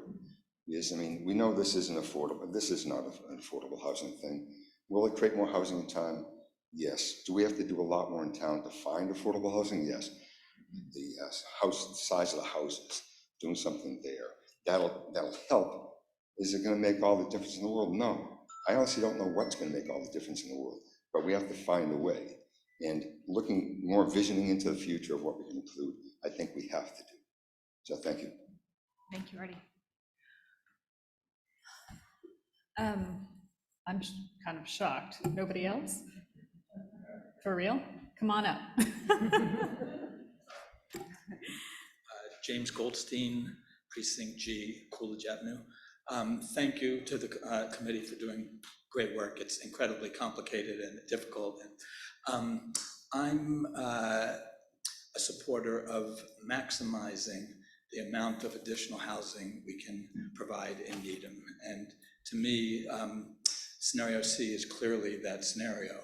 And I think it would be very useful as the next step, and I assume this is contemplated, to think about the heights and so forth within districts, so people can get a sense that while there may be a 3.5 or 4-story building along Highland Ave, for example, there may be height restrictions that step back to the residential zones.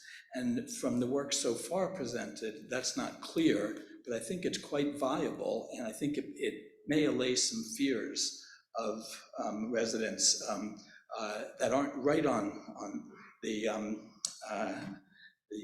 rail line or the locations that are indicated on the map, but would be very helpful. And I also, on the affordability issue, I would also urge the committee to think about maximum feasible, obviously from a business standpoint, maximum feasible affordability. I believe the existing affordability requirement for 6 or more units, if I have this right, is 12.5%. And if that can be increased in town, and maybe I have that wrong, I'm not sure, but I think it would be very valuable, because as we've heard and as the housing plan indicates, there's this huge affordability gap. So Thank you very much. Thank you, James.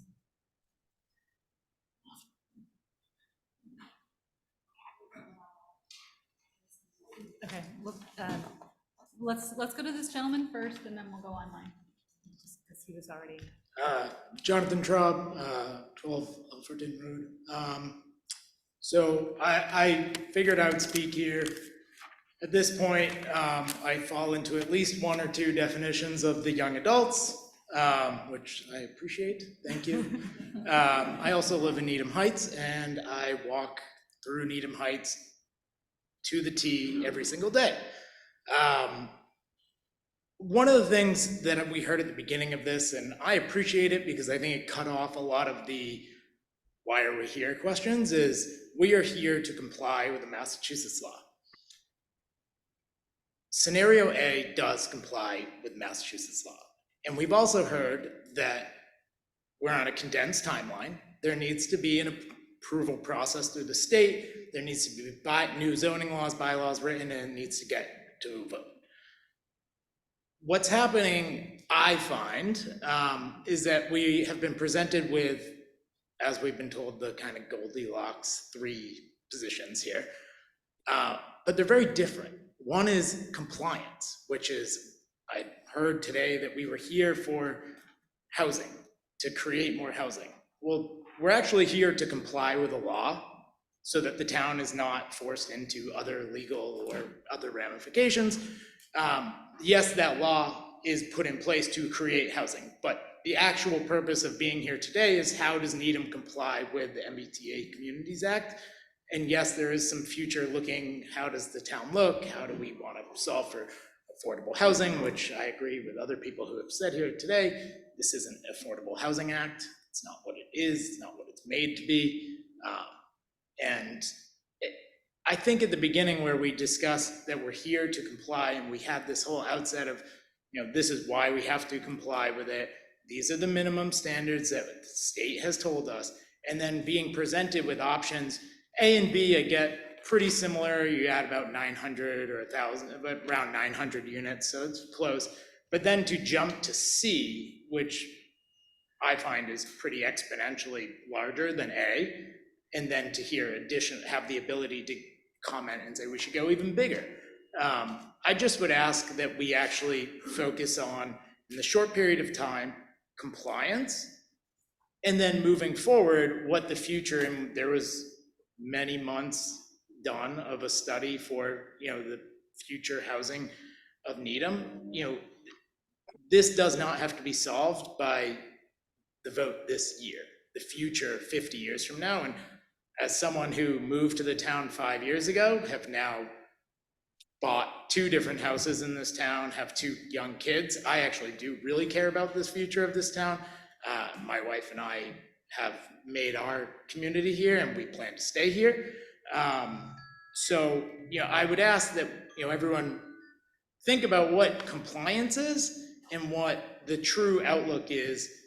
And then also maybe forward looking at how this goes through to the broader, because you tend to get people who come to these meetings, sometimes who are one-sided or the other, not even myself included, given that I live in Needham Heights and this affects me and where I live. Openly, you look at, how the town at large is going to perceive this and whether it's compliance or a full redraft of the zoning of all different areas. Thank you so much. Okay, we're going to go online to Cynthia Landau. Hi, am I connected up? You are. Go ahead. Okay. I feel like we're making this. Oh, let me start. Cindy Landau, town meeting and precinct C. I live on Pine Street, which is far from any of the districts we're talking about here. But I am very concerned about the town, and I'm glad to see us working on this. I have a couple of observations. This definitely, I don't think it was ever intended by the state to be an affordable housing initiative. And there's no way it can be. But I have a couple of questions I'm interested in. And I'm not aware that there are any large parcels of land available at the moment for any kind of a larger development.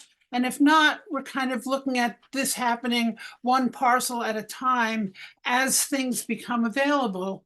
And I'm wondering whether just because you change the zoning so that multiple family zoning is allowed, doesn't mean that a builder has to opt to do that.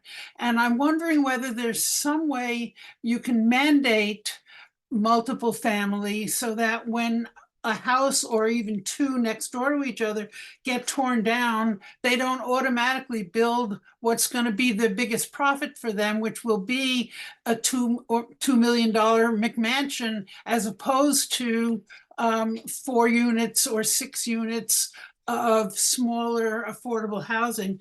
This won't solve the problem of younger people being able to move into town if they don't have a lot of money.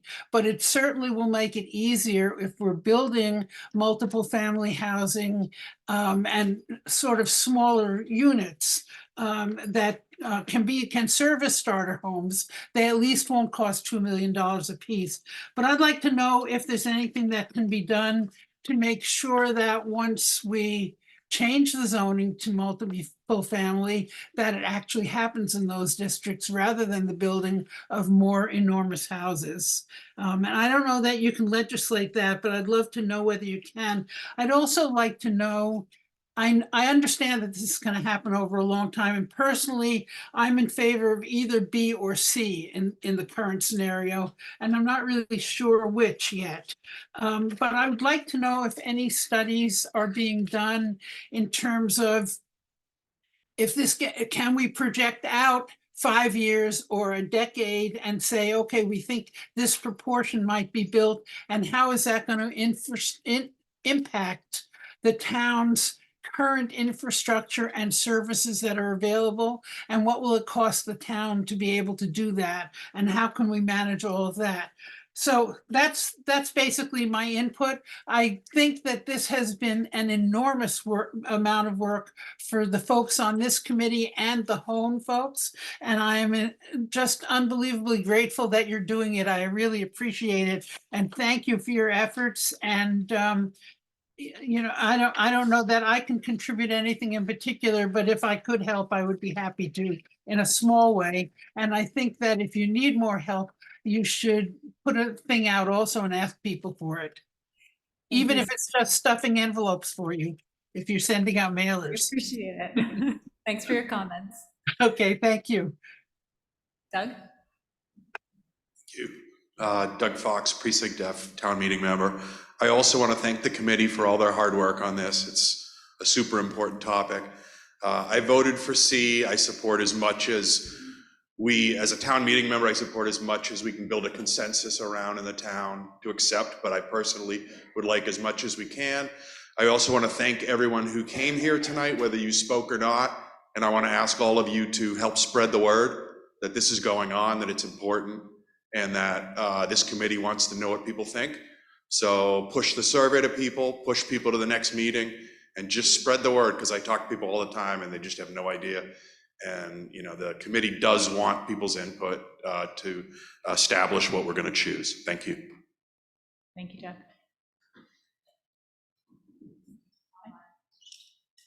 Oh, sorry, glasses. Dina. Go ahead, Dina. Hi there, thank you. Appreciate you taking my question, or more of a comment. I really just wanted to say that I really agree with the gentleman that spoke a couple of terms ago. I would like to say that I am all in favor of more housing. I have a 25-year-old son. I would love him to be able to live here in Needham. My concern is just what he said before, which is we're here to comply with the law. And because we have such a short window in which to do so, it just seems to me to make sense to do what we need to do to comply, and then take all of the other aspirational changes that we want to do and think about them more thoroughly and thoughtfully as we go forward to create something. You know, we have to remember that when this is all said and done, things can get developed and built as of right. So we have to think about, how much control we're willing as a town to give up by allowing things to get built by right. So my concern is that we take this time to do the best job that we can to comply with the law. And then once we do that, take further time and effort to really evaluate what we want to do going forward. Thank you.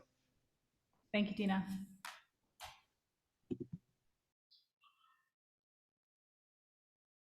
Do we have anyone else online?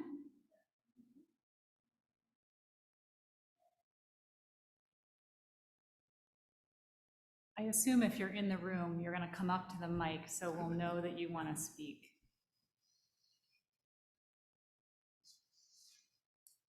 Lois. Lois, can you unmute?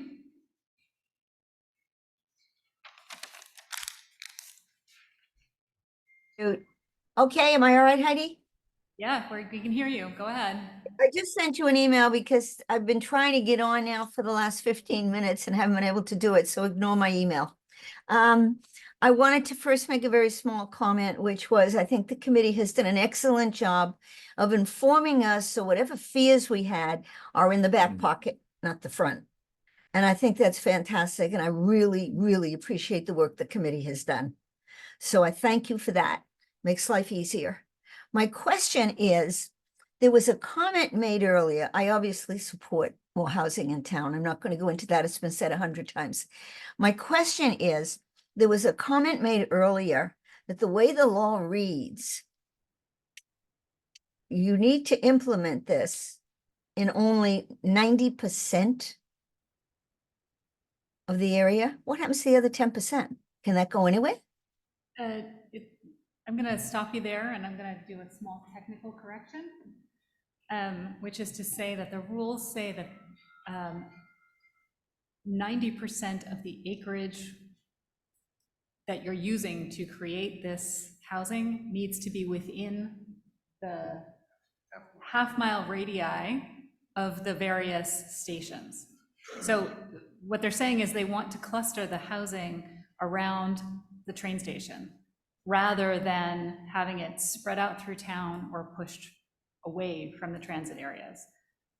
Heidi, I understand that, but I want to notice that what happens with the other 10%? Can that go outside of that area? Can that go in any zone? Yeah, it can go outside, but the districts, in order to be compliant, need to be of a certain size, and they need to be contiguous to a certain degree. So you can have some, and you'll see some on our map that are discontiguous, but they have to be of a certain size, and for the most part, they have to be touching each other.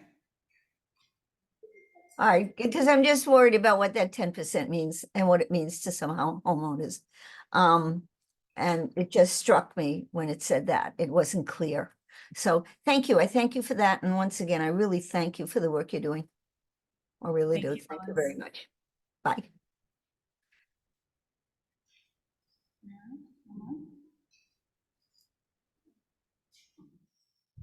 Anyone else in the room?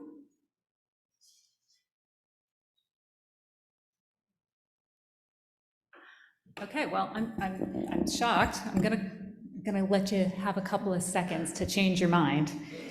In the meantime, I'm gonna tell you, standing here awkwardly with this weird microphone, I'm gonna remind you that the survey can be completed from now until January 24th online. We talked earlier in this room about maybe the folks who took the paper copy want to take it home and think about it a little more. That's fine. I'd encourage you to drop that off in one of two places. One would be the town hall's town manager's office that's on the main floor in this building, or at the planning department, which is at the Public Services Administration building that's like next to the reservoir. That's the fish scale building. If you have more comments, if you have, like, for example, the comment cards in the back, please feel free to bring them up here. I'm happy to take those, but also you can always email us, right? planning@needhamma.gov. You're always welcome to email, but that email address goes directly to Lee and to Alex. So it'll be hitting exactly the people that you want to get.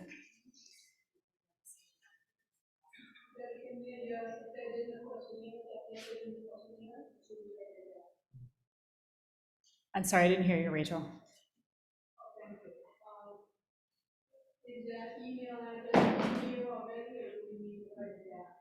I think you should probably write it down.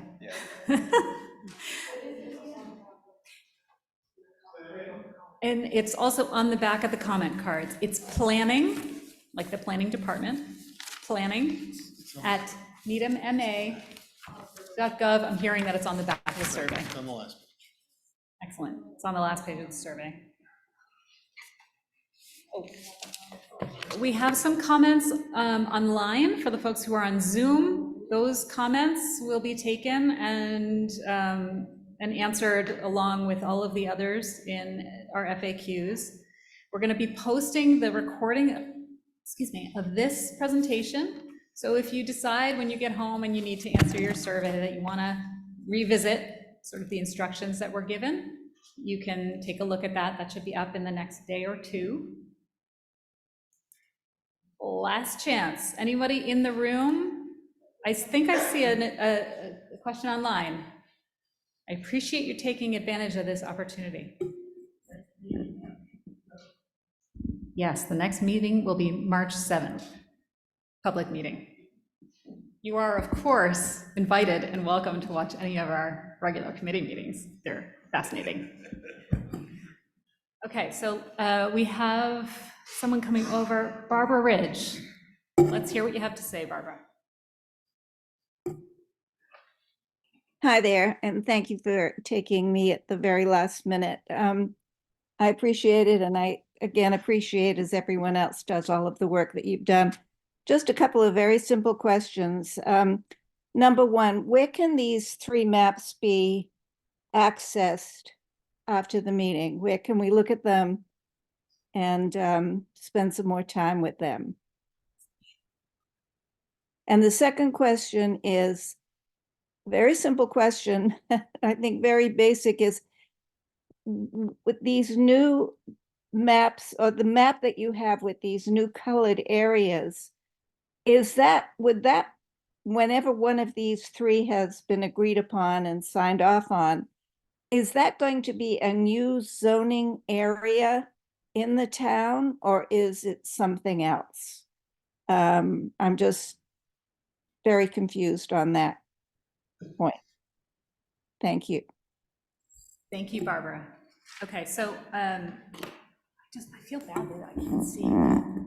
Okay, so with regard to the question about where these maps can be found, I'm going to read you the web address, which is on the Needham Mass homepage, www.needhamma.gov/MBTAC, like MBTA committee, or communities, probably.